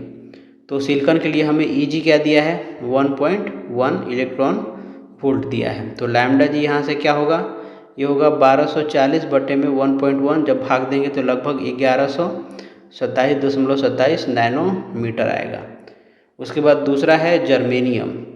जर्मेनियम के लिए लैम्डा जी क्या होगा, ये होगा 1240 बटे में Eg दिया है इसका 0.67, तो ये होगा 1850.75 नैनोमीटर। तो हमारा आंसर क्या हो गया, ऑप्शन ए हो जाएगा 1127 1850। अगला प्रश्न है, ZnFe2O4 स्पिनेल के निर्माण में उच्च स्तर की एकरूपता उत्पन्न करने के लिए किस विधि को नियोजित किया जा सकता है। तो ये जो जिंक फेराइट है ये एक प्रकार का सिरेमिक यानी कि फेराइट मटेरियल है जिसमें स्पिनेल संरचना होती है। तो नैनो सामग्रियों और फेराइट्स के निर्माण में पारंपरिक ठोस अवस्था विधि की तुलना में सअवक्षेपण विधि यानी कि को प्रेसिपिटेशन मेथड का उपयोग किया जाता है। इस रासायनिक विधि द्वारा घटकों का आणविक स्तर पर मिश्रण होता है जिससे उत्पाद में अत्यंत उच्च स्तर की रासायनिक एकरूपता और छोटा कण आकार प्राप्त होता है। तो हमारा आंसर क्या हो जाएगा, ऑप्शन सी सअवक्षेपण विधि को प्रेसिपिटेशन मेथड। फेराइट्स होते क्या हैं, तो ये एक प्रकार के फेरोमैग्नेटिक सिरेमिक सामग्रियां होती हैं जिनमें आयरन ऑक्साइड मुख्य घटक होता है। इनका उपयोग ट्रांसफार्मर कोर और उच्च आवृत्ति अनुप्रयोगों में होता है क्योंकि इनकी विद्युत प्रतिरोधकता बहुत अधिक होती है। और जो स्पिनल संरचना है उसको वो क्या होता है, तो इसका जो सामान्य सूत्र होता है हमेशा Ab2O4 होता है, जहाँ पे A जो है एक द्विसंयोजी और B जो है त्रिसंयोजी धातु आयन होते हैं। तो यहाँ पे Zn द्विसंयोजी है और जो Fe दिया है यहाँ पे त्रिसंयोजी है। अगला प्रश्न देखिए, डैश एक क्रिस्टलीय ठोस की मूल दोहरावदार संरचनात्मक इकाई है। तो इसका आंसर होगा ऑप्शन सी, एकक सेल। तो किसी क्रिस्टलीय ठोस की वह लघुत्तम त्रिमीय ज्यामितीय संरचनात्मक इकाई जिसे विभिन्न दिशाओं में बार बार दोहराने पर संपूर्ण क्रिस्टल जालक जो है उसका निर्माण होता है, तो उसे एकक सेल या इकाई सेल कहते हैं। तो ऑप्शन हमारा सी होगा। अगला प्रश्न है, सभी अभिक्रियाओं के लिए रासायनिक वियोजन की प्रकृति क्या होती है। तो रासायनिक वियोजन या अपघटन का अर्थ है किसी अणु में उपस्थित रासायनिक बंधों का टूटना। तो चूंकि किसी भी स्थापित रासायनिक बंध को तोड़ने के लिए हमेशा बाहर से ऊर्जा यानी कि ऊष्मा, प्रकाश या विद्युत के रूप में देने की आवश्यकता होती है, इसलिए सभी रासायनिक वियोजन अभिक्रियाएं अनिवार्य रूप से ऊष्माशोषी यानी कि एंडोथर्मिक प्रकृति की होती हैं, जिसका डेल एच जो होता है क्या होता है, ग्रेटर देन 0 होता है। तो ऑप्शन हो जाएगा हमारा क्या, सी। अगला प्रश्न, परमाणु नाभिक की त्रिज्या डैश कोटि की होती है। तो ये होता है परमाणु के नाभिक की त्रिज्या लगभग 10⁻⁻15 मीटर की कोटि की होती है, जिसे एक फर्मी कहा जाता है। क्योंकि प्रश्न में इकाई जो है सेंटीमीटर में दिया है, हमें ये सब क्या है सेंटीमीटर में दिया गया है, तो हम क्या करेंगे 10⁻15 को सेंटीमीटर में बदलेंगे तो ये 10⁻2 सेंटीमीटर हो जाएगा। क्यों? क्योंकि 1 मीटर बराबर होता है 10⁻² सेंटीमीटर। तो 1 मीटर को रिप्लेस करके 10⁻² कर दिया, 10⁻−13 सेंटीमीटर। तो हमारा आंसर क्या हो जाएगा? ऑप्शन बी हो जाएगा हमारा राइट आंसर। अगला प्रश्न है, परमाणु कक्षक डैश है। तो क्वांटम यांत्रिकी और हाइजेनबर्ग के अनिश्चितता सिद्धांत के अनुसार नाभिक के चारों ओर का वह त्रिविमीय क्षेत्र 3D क्षेत्र जहाँ किसी इलेक्ट्रॉन के पाए जाने की संभावना अधिकतम होती है, लगभग 90 से 95% होती है, उसे परमाणु कक्षक कहते हैं। तो ऑप्शन हो जाएगा हमारा सी, वह क्षेत्र है जिसमें इलेक्ट्रॉन के पाए जाने की संभावना अधिकतम होती है। उसके बाद अगला प्रश्न देखते हैं, दर समीकरण में जब अभिकारकों की सांद्रता 1 होती है तो दर बराबर होती है। तो रासायनिकी बल गतिकी यानी केमिकल काइनेटिक्स के अनुसार यदि कोई अभिक्रिया इस तरह से मान लीजिए दिया गया है A+B गिव्स आउट C, तो जो हमारा दर नियम है, रेट है, वो होता है रेट इज इक्वल टू होता है K A⁴ B⁴Y। यहाँ पे जहाँ पे K क्या है, तो ये दर स्थिरांक है, रेट कांस्टेंट इसको बोलते हैं, स्थिरांक। ठीक है। तो यदि सभी अभिकारकों की सांद्रता इकाई कर दी जाए, यानी कि डेल A का पावर 1 मान 1 कर दिया गया है, B का भी मान 1m कर दिया गया है, तो इस केस में क्या होगा? तो R बराबर हो जाएगा K 1 का पावर x इंटू 1 का पावर y। तो R बराबर हो जाएगा K, यानी कि इस विशेष स्थिति में अभिक्रिया की दर को ही विशिष्ट दर स्थिरांक या विशिष्ट अभिक्रिया दर कहा जाता है। तो हमारा आंसर क्या हो जाएगा? हमारा आंसर हो जाएगा ऑप्शन ए, विशिष्ट दर स्थिरांक। अगला प्रश्न है, अभिक्रिया 2A+B गिव्स आउट A2B में यदि A की सांद्रता दोगुनी कर दी जाए और B की सांद्रता आधी कर दी जाए तो अभिक्रिया की दर क्या होगी? तो देखिए इसका क्या आंसर होगा। अभिक्रिया हमें क्या दिया गया है? 2A+B बराबर A2B दिया है। मानक दर के नियम के अनुसार क्या होगा? K बराबर KA² इंटू B का पावर 1 हो जाएगा। ये 2 है और ये 1 है। अब नई परिस्थिति में A की सांद्रता क्या कर दिया गया है? A' बराबर कर दिया गया है 2A, और B की सांद्रता को क्या कर दिया गया है? आधी कर दी गई है, यानी B' बराबर हो गया है पुराने वाले B का आधा। तो नया दर हमारा क्या होगा? K न्यू, ये होगा K A' जो फॉर्मूला हमारा था B' का पावर 1, यहाँ से K का K ही रहेगा, ये A' इसका स्क्वायर करेंगे तो ये हो जाएगा 4A² और ये B/2 ही रहेगा, B' का मान B/2, 2 2 4 हो जाएगा, यहाँ से 2K A² और ये B हो जाएगा। तो यहाँ पे ये जो हमारा K ओल्ड वाला था ये किसके बराबर होगा? 2K इंटू K ओल्ड, यानी कि K ओल्ड हो जाएगा 2 इंटू K ओल्ड। तो हमारा आंसर क्या हो गया? 2 गुना बढ़ जाएगा। ऑप्शन हमारा हो जाएगा ऑप्शन ए। नेक्स्ट प्रश्न है कि एक पदार्थ A प्रथम कोटि की अभिक्रिया से विघटित होता है जो पहले A बराबर 2m के साथ शुरू होता है और 200 मिनट के बाद A 0.15m हो जाता है। इस अभिक्रिया के लिए T½ क्या होगा? तो प्रथम कोटि की अभिक्रिया के लिए वेग स्थिरांक का सूत्र क्या होता है? ये होता है K = 2.303/t log 10 और ये A0/AT। ठीक है। यहाँ पे क्या दिया गया है? प्रारंभिक सांद्रता जो दिया गया है, कॉन्सेंट्रेशन ऑफ A दिया गया है 2m, और अंतिम सांद्रता AT ये दिया गया है हमें 0.15m, और समय t क्या दिया गया है? 200। तो इन सब का हम मान रखेंगे तो K बराबर हो जाएगा 2.303/200 log 10 2.00 तो यहाँ से हम निकालेंगे तो K का मान मैं डायरेक्ट यहाँ पे लिख रहा हूँ 0.01295 का पावर। तो हमारा यहाँ से क्या निकालना है? T½ क्या होता है? ये होता है 0.693/K होता है। यहाँ पे 0.693, K का मान 0.01295 रखेंगे तो ये लगभग आएगा 53.51। तो हमारा आंसर क्या हो गया, ऑप्शन 53.72 आएगा, सॉरी, ऑप्शन ए हो जाएगा। अगला प्रश्न देखिए, मुख्य सेल के बारे में निम्नलिखित में से कौन सा कथन सही है? तो इसका आंसर होगा ऑप्शन ए, पारा सेल प्राथमिक सेल का एक उदाहरण है।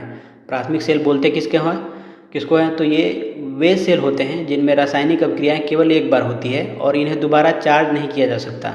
तो पारा सेल और शुष्क सेल यानी ड्राई सेल वही बोलते हैं, या लेक्लांसे सेल, ये प्राथमिक सेल के उदाहरण होते हैं। तो ये हमारा जो है कथन बिल्कुल सही है। अगला प्रश्न देखिए, रासायनिक अभिक्रिया में उत्प्रेरक निम्नलिखित में से किसमें परिवर्तन करता है? तो एक उत्प्रेरक अभिक्रिया के वेग को बढ़ा देता है और यह ऐसा अभिक्रिया को एक नया वैकल्पिक पथ प्रदान करता है जिससे सक्रियण ऊर्जा कम होती है, एक्टिवेशन एनर्जी कम होती है जिसकी। तो इसका आंसर होगा ऑप्शन बी, सक्रियण ऊर्जा। तो रासायनिक अभिक्रिया में उत्प्रेरक सक्रियण ऊर्जा में से इसमें परिवर्तित करता है इसको, सक्रियण ऊर्जा को, यानी एक्टिवेशन एनर्जी को। तो कम सक्रियण ऊर्जा होने के कारण अधिक संख्या में अभिकारक अणु ऊर्जा अवरोध को पार कर पाते हैं और उत्पाद में बदल जाते हैं। उत्प्रेरक जो है एंट्रोपी या आंतरिक ऊर्जा को नहीं बदलता है। तो ये ऑप्शन तो हमारा गलत है। अगला प्रश्न है, प्रकाश रसायन किसके अध्ययन से संबंधित है?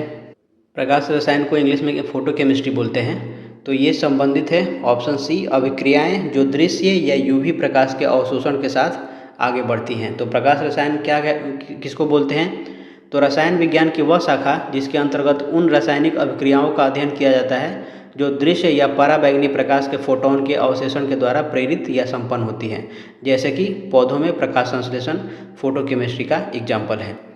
अगला प्रश्न है, एक इकाई समय में एक इकाई क्षेत्रफल से होकर गुजरने वाले फोटोन की संख्या क्या कहलाती है? तो प्रति इकाई समय में प्रति इकाई क्षेत्रफल पर आपतित होने वाले फोटोन की संख्या सीधे तौर पर प्रकाश की तीव्रता कहलाती है। तो हमारा आंसर हो जाएगा ऑप्शन सी, तीव्रता जितनी अधिक होगी प्रति सेकंड टकराने वाले फोटोन की संख्या उतनी ही ज़्यादा होगी, जिससे प्रकाश विद्युत प्रभाव में फोटो करंट बढ़ जाएगा।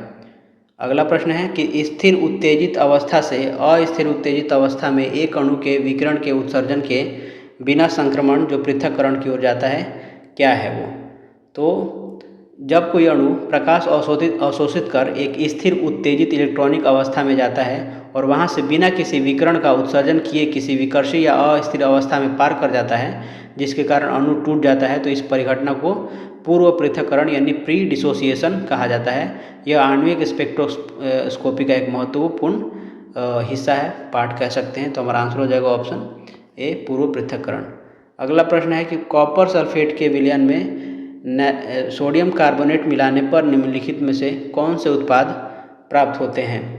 तो देखिए, जब कॉपर सल्फेट के विलयन में हमें क्या करना है, तो कॉपर सल्फेट बनाते हैं यहाँ पे, इसमें हमने Na2CO3 मिलाया, विलयन बोला है तो जल, तो हमें क्या मिलेगा, हमें मिलेगा लंबा चौड़ा रिएक्शन, यहाँ से CuCO3.CuOH twice plus 2Na2SO4 plus CO2 gas release होगा।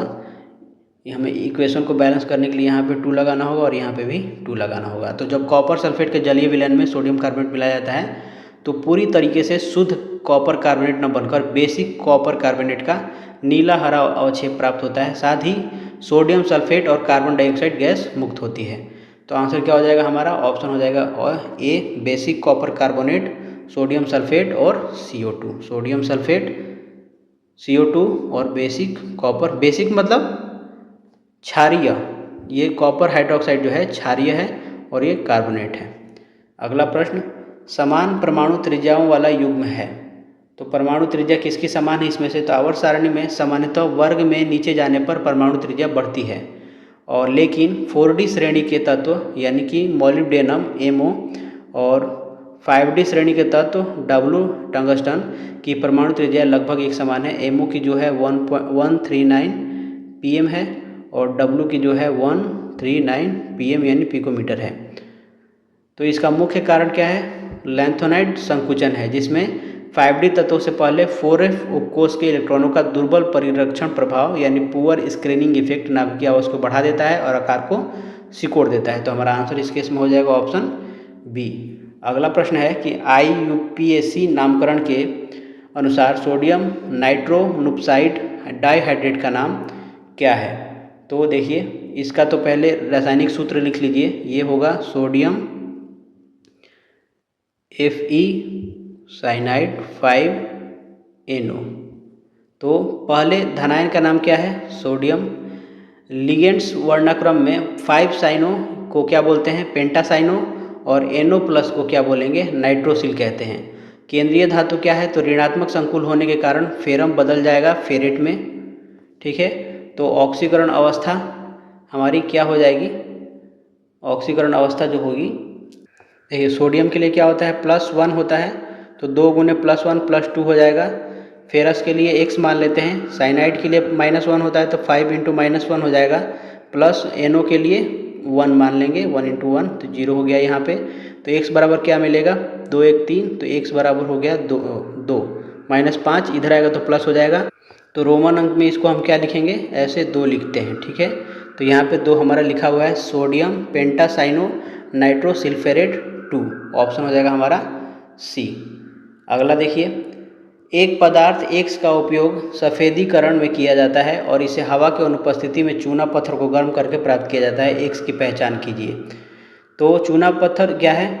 हवा की अनुपस्थिति या तापीय अपघटन द्वारा गर्म करने पर यह क्विक लाइम यानी बिन बुझा हुआ चूना देता है। जैसे कि कैल्शियम कार्बोनेट जो है, इसको अगर गर्म करेंगे आप तो कैल्शियम ऑक्साइड प्लस CO2 बनेगा। इस कैल्शियम ऑक्साइड को जब पानी में मिलाया जाता है तो ये बनता है कैल्शियम हाइड्रोक्साइड, जिसे बोलते हैं बुझा हुआ चूना, जिसका उपयोग घरों की सफ़ेदी में किया जाता है। मूल पदार्थ क्या है? तो कैल्शियम ऑक्साइड है। तो हमारा आंसर क्या हो जाएगा? कैल्शियम ऑक्साइड, ऑप्शन C हो जाएगा। अगला प्रश्न है, अम्लीकृत परमैंगनेट विलयन वाले बीकर में धीरे धीरे तनु फेरस सल्फेट का विलयन डाला गया। विलयन का हल्का बैंगनी रंग फीका पड़ जाता है और अंत में गायब हो जाता है। निम्नलिखित में से कौन सा अवलोकन के लिए सही स्पष्टीकरण है? तो पोटेशियम परमैंगनेट यानी कि KMnO4 एक अत्यंत शक्तिशाली ऑक्सीडाइजिंग एजेंट है।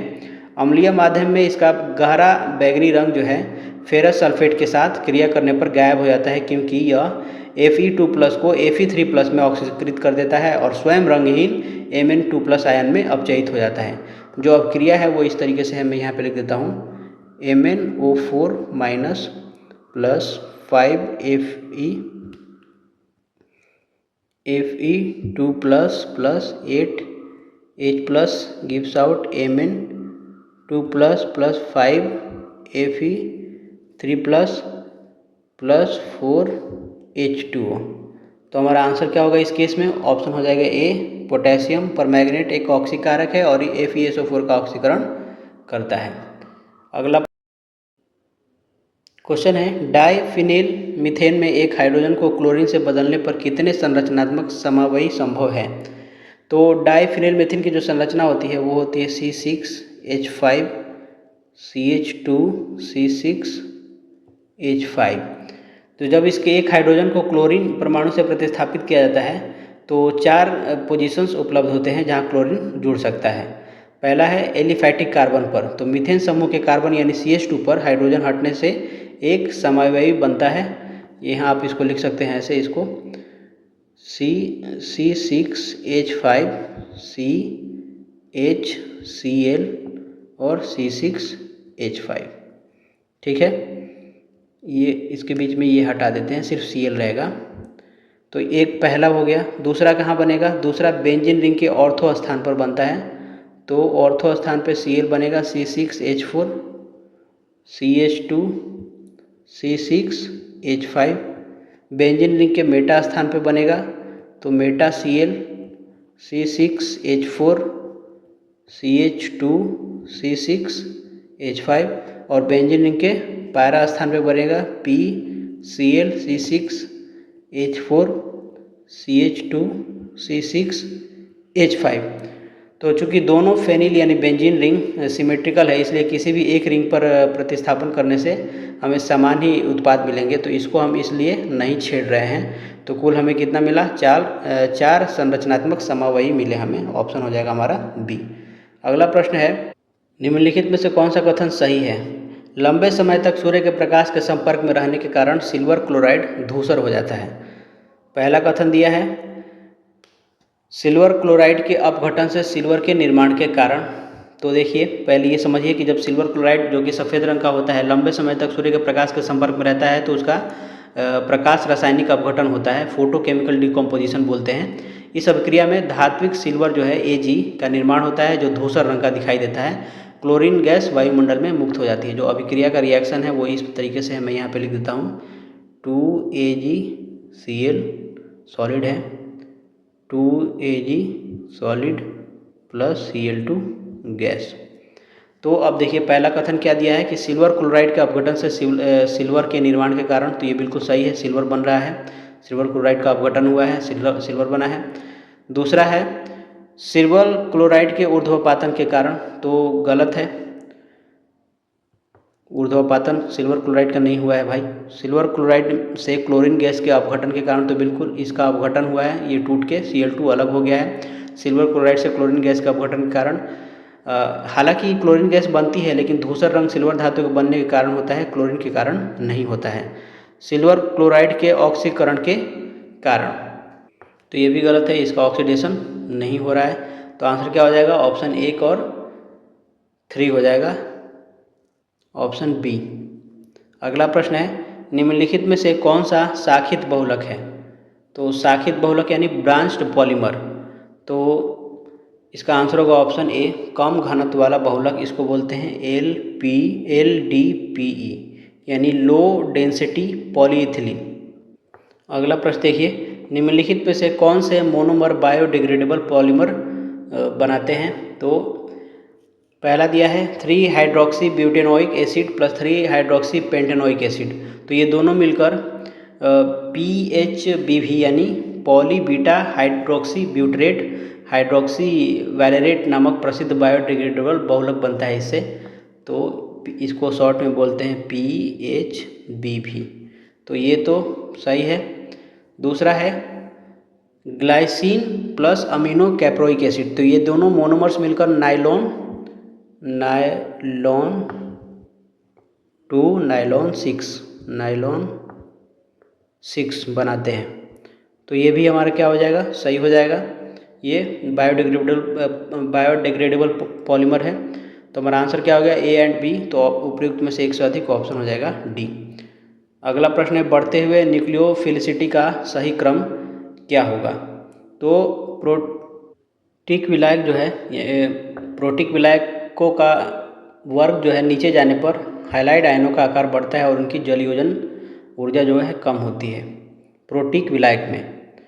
तो Cl- आकार में छोटा होने के कारण पानी के अणुओं द्वारा बहुत मजबूती से घिर जाता है, यानी अत्यधिक जलयोजित हो जाता है, जिससे इसकी इलेक्ट्रॉन दान करने की क्षमता कम हो जाती है, यानी कि न्यूक्लियोफिलिसिटी कम हो जाती है। I- का आकार बड़ा होने के कारण इसका जल योजन कम हो जाता है और इसकी ध्रुवणता अधिक होती है, जिससे यह सबसे अच्छा न्यूक्लियोफाइल बन जाता है। तो हमारा आंसर क्या हो जाएगा? ऑप्शन हो जाएगा ए, Cl- का कम होगा, आयोडीन माइनस का ज़्यादा होगा।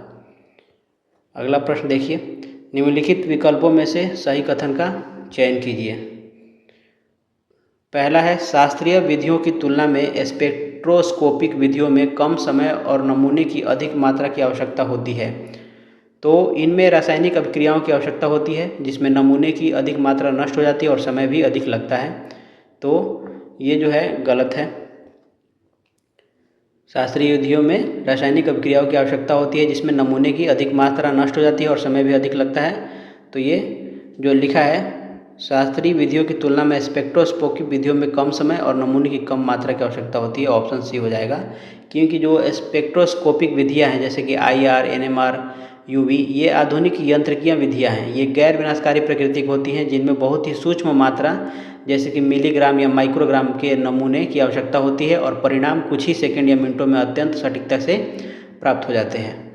अगला प्रश्न है लगभग डैश सेंटीमीटर पर कार्बोनिल समूह तीव्र गिरावट का कारण बनेगा, तो इसका आंसर होगा ऑप्शन ए 1700 पर सेंटीमीटर। तो इंफ्रारेड स्पेक्ट्रोस्कोपी में कार्बोनिल समूह जो कि एल्डिहाइड, कीटोन, कार्बोक्सिलिक एसिड और एस्टर में पाया जाता है अपनी विशिष्ट तनन कंपन यानी स्ट्रेचिंग वाइब्रेशन के कारण 1650 से लेकर के 1650 पर सेंटीमीटर से लेकर के 1750 पर सेंटीमीटर यानी कि लगभग 1700 बोल सकते हैं। इसके क्षेत्र में एक अत्यंत तीव्र और नुकीला शिखर प्रदर्शित करता है।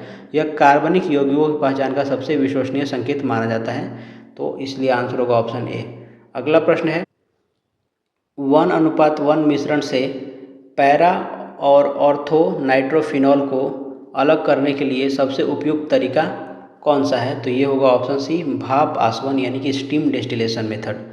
तो ऑर्थो नाइट्रोफिनॉल क्या है? तो इसमें अंतः आणविक हाइड्रोजन बंध पाया जाता है, जिससे यह वाष्पशील होता है और भाप के साथ आसानी से विच्छेदित हो जाता है। पैरा नाइट्रोफिल क्या है? तो इसमें अंतर आणविक हाइड्रोजन बंध पाया जाता है, जिसके कारण इसके अणु आपस में जुड़े रहते हैं और यह वाष्पशील नहीं होता है। इसलिए इनके मिश्रण को उनके क्वथनांकों में अंतर के आधार पर भाप आसवन द्वारा आसानी से अलग किया जा सकता है।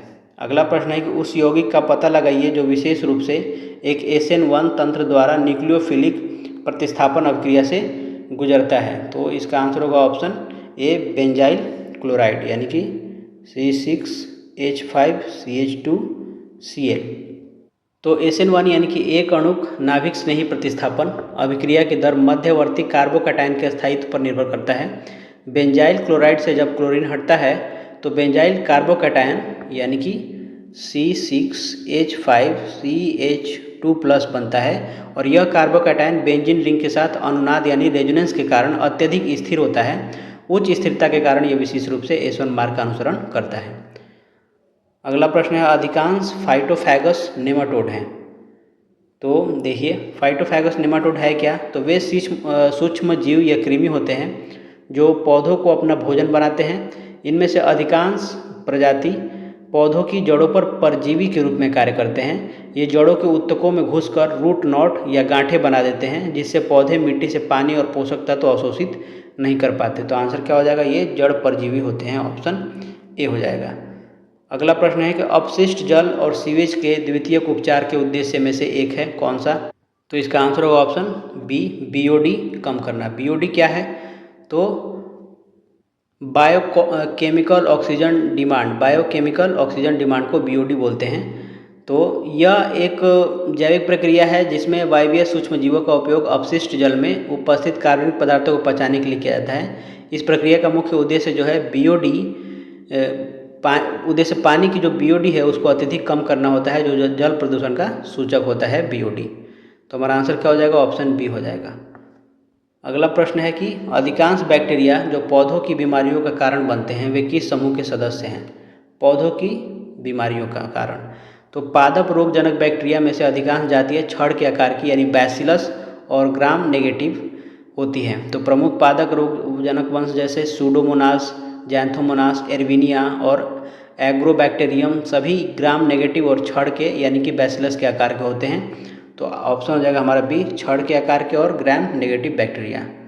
अगला प्रश्न है पौष्टिक रूप से अल्बुगो है, तो ये क्या है?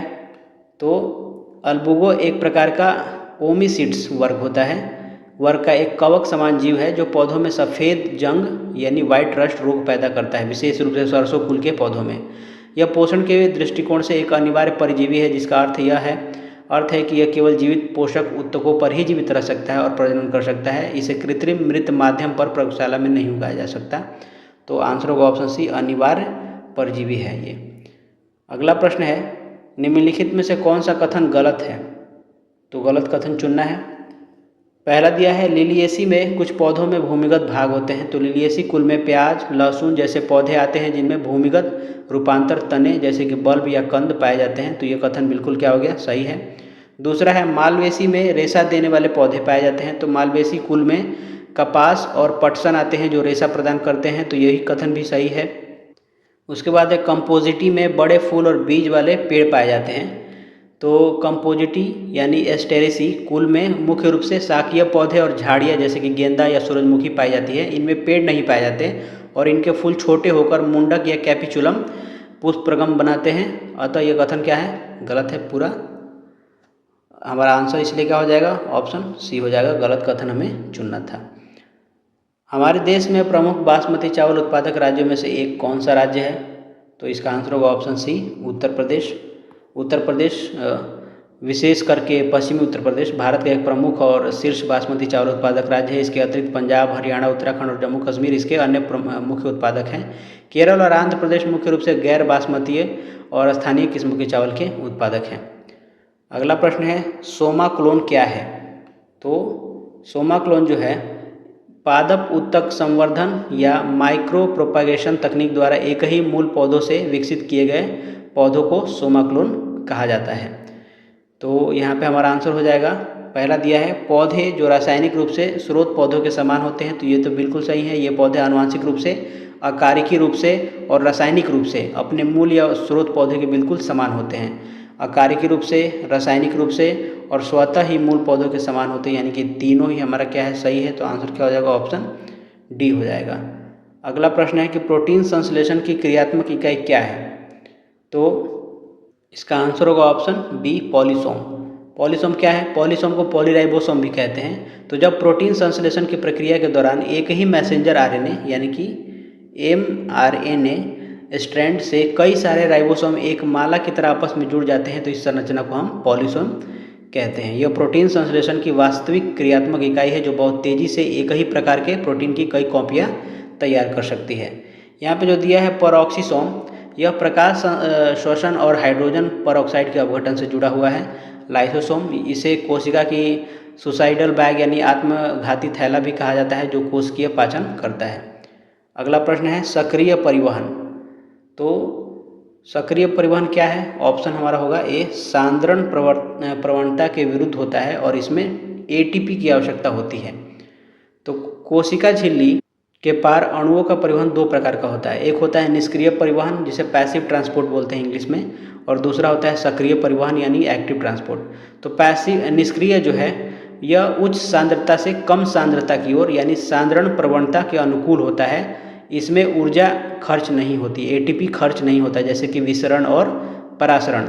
दूसरा है सक्रिय परिवहन, तो यह अणुओं को उनकी कम सांद्रता वाले क्षेत्र से उच्च सांद्रता वाले क्षेत्र की ओर यानी सांद्रण प्रवणता के विरुद्ध पंप करता है। चूँकि ये चढ़ाई की तरह है, इसलिए इसमें एटीपी के रूप में ऊर्जा की आवश्यकता होती है। उदाहरण के लिए सोडियम पोटेशियम पंप जो है। तो हमारा आंसर क्या हो जाएगा, सक्रिय परिवहन का ऑप्शन ए हो जाएगा। इसमें एटीपी की आवश्यकता होती है और इसके ये विरुद्ध में कार्य करता है। ये वाला जो ऑप्शन सी है ये निष्क्रिय परिवहन का परिभाषा है। अगला प्रश्न देखिए, भारत के निम्नलिखित में से किस राज्य में उष्णकटिबंधीय सदाबहार वन पाए जाते हैं? हमें निम्नलिखित में से यानी इन तीनों में से चुनना है। हमारा आंसर होगा ऑप्शन बी।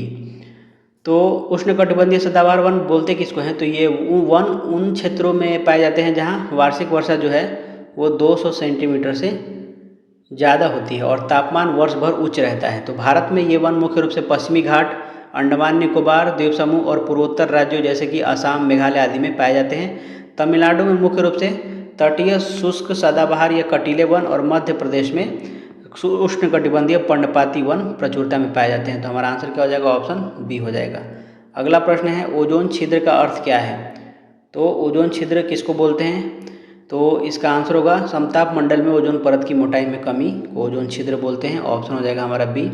इसका ओजोन छिद्र का अर्थ यह नहीं है कि समताप मंडल में कोई वास्तविक भौतिक छेद हो गया है, होल हो गया है, बल्कि इसका वैज्ञानिक अर्थ है यह है कि पृथ्वी के वायुमंडल के समताप मंडल में स्थित जीवन रक्षक ओजोन परत की जो मोटाई है, सांद्रता जिसको बोलते हैं, वो अत्यधिक कम हो गई है।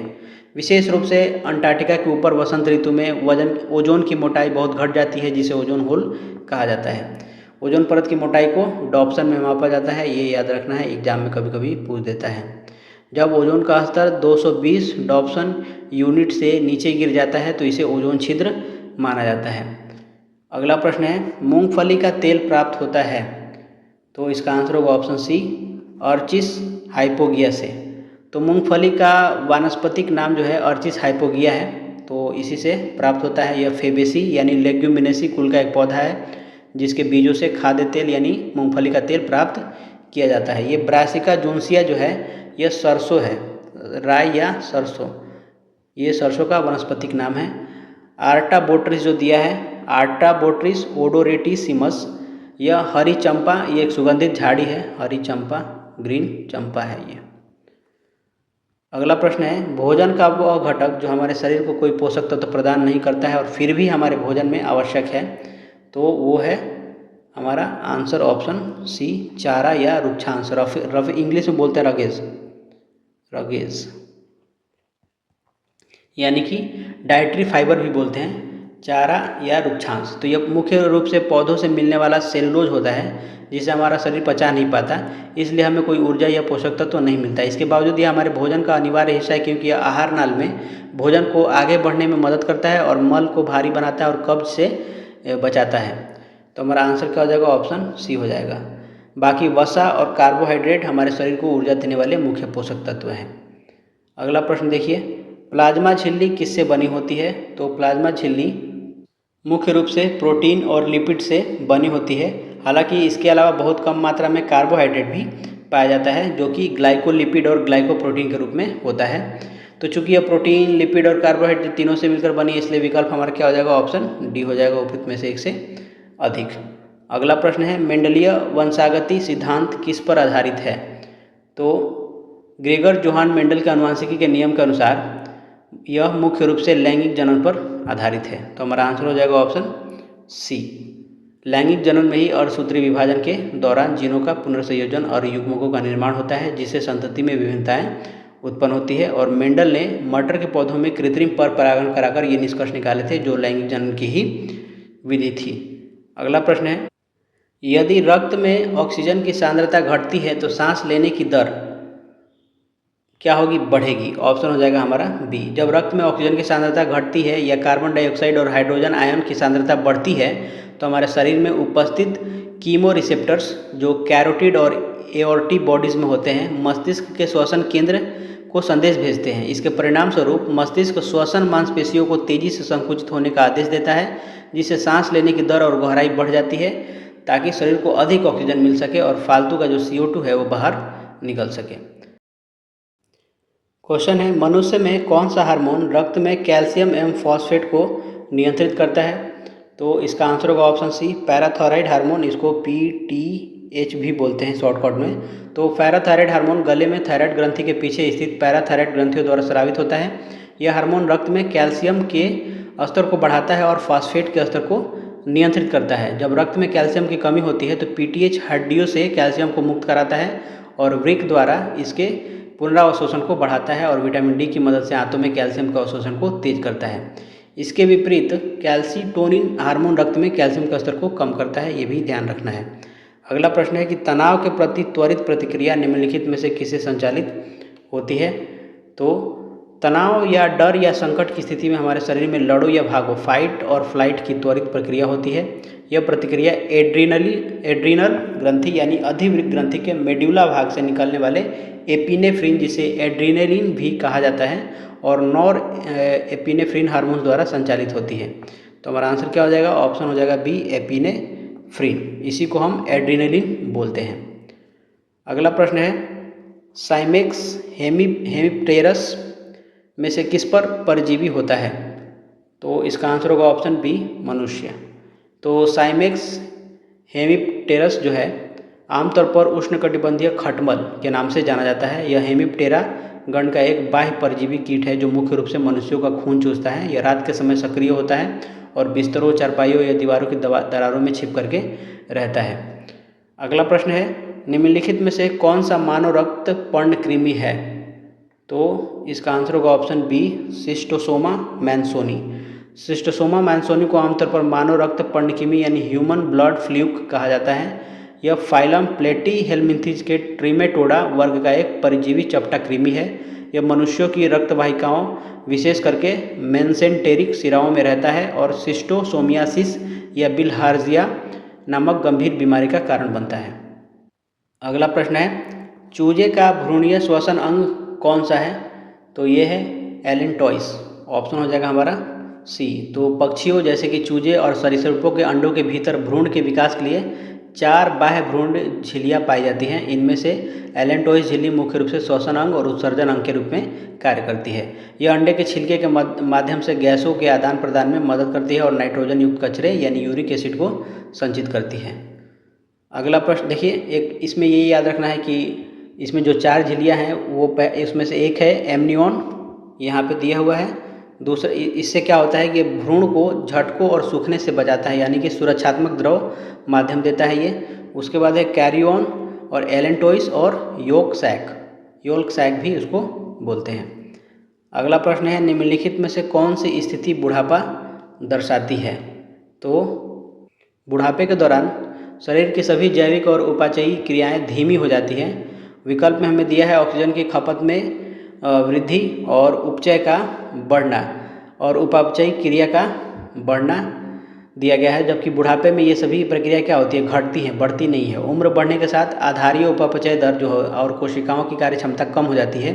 इसलिए हमारा जो दिए गए विकल्प है उसमें से आंसर हो जाएगा उपयुक्त में से कोई नहीं। अगला प्रश्न है सूर्यजनिकी की डैश का अध्ययन है। तो सूर्यजनिकी में हम आनुवंशिकी घटक के परिवर्तन से मनुष्य जाति के उत्थान के बारे में पढ़ते हैं, तो हमारा आंसर हो जाएगा ऑप्शन इसका सी। अगला प्रश्न है कि कुछ जंतु वर्गों में शरीर खंडों में विभाजित होता है जिसमें कम से कम कुछ अंगों की क्रमिक पुनरावृत्ति होती है और इस लक्षण को क्या कहते हैं? इसे मेटामेरिज्म बोलते हैं, मध्यावता। ऑप्शन हो जाएगा हमारा बी। तो जब किसी जंतु का शरीर बाह्य और आंतरिक दोनों रूपों से रैखिक खंडों में बटा होता है और कुछ अंगों की बार बार पुनरावृत्ति होती है तो इस लक्षण को विखंडन या मध्यावयवता या मेटामेरिज्म या ट्रू सेगमेंटेशन कहते हैं। प्रत्येक खंड को मेटामियर या सोमाइट कहा जाता है।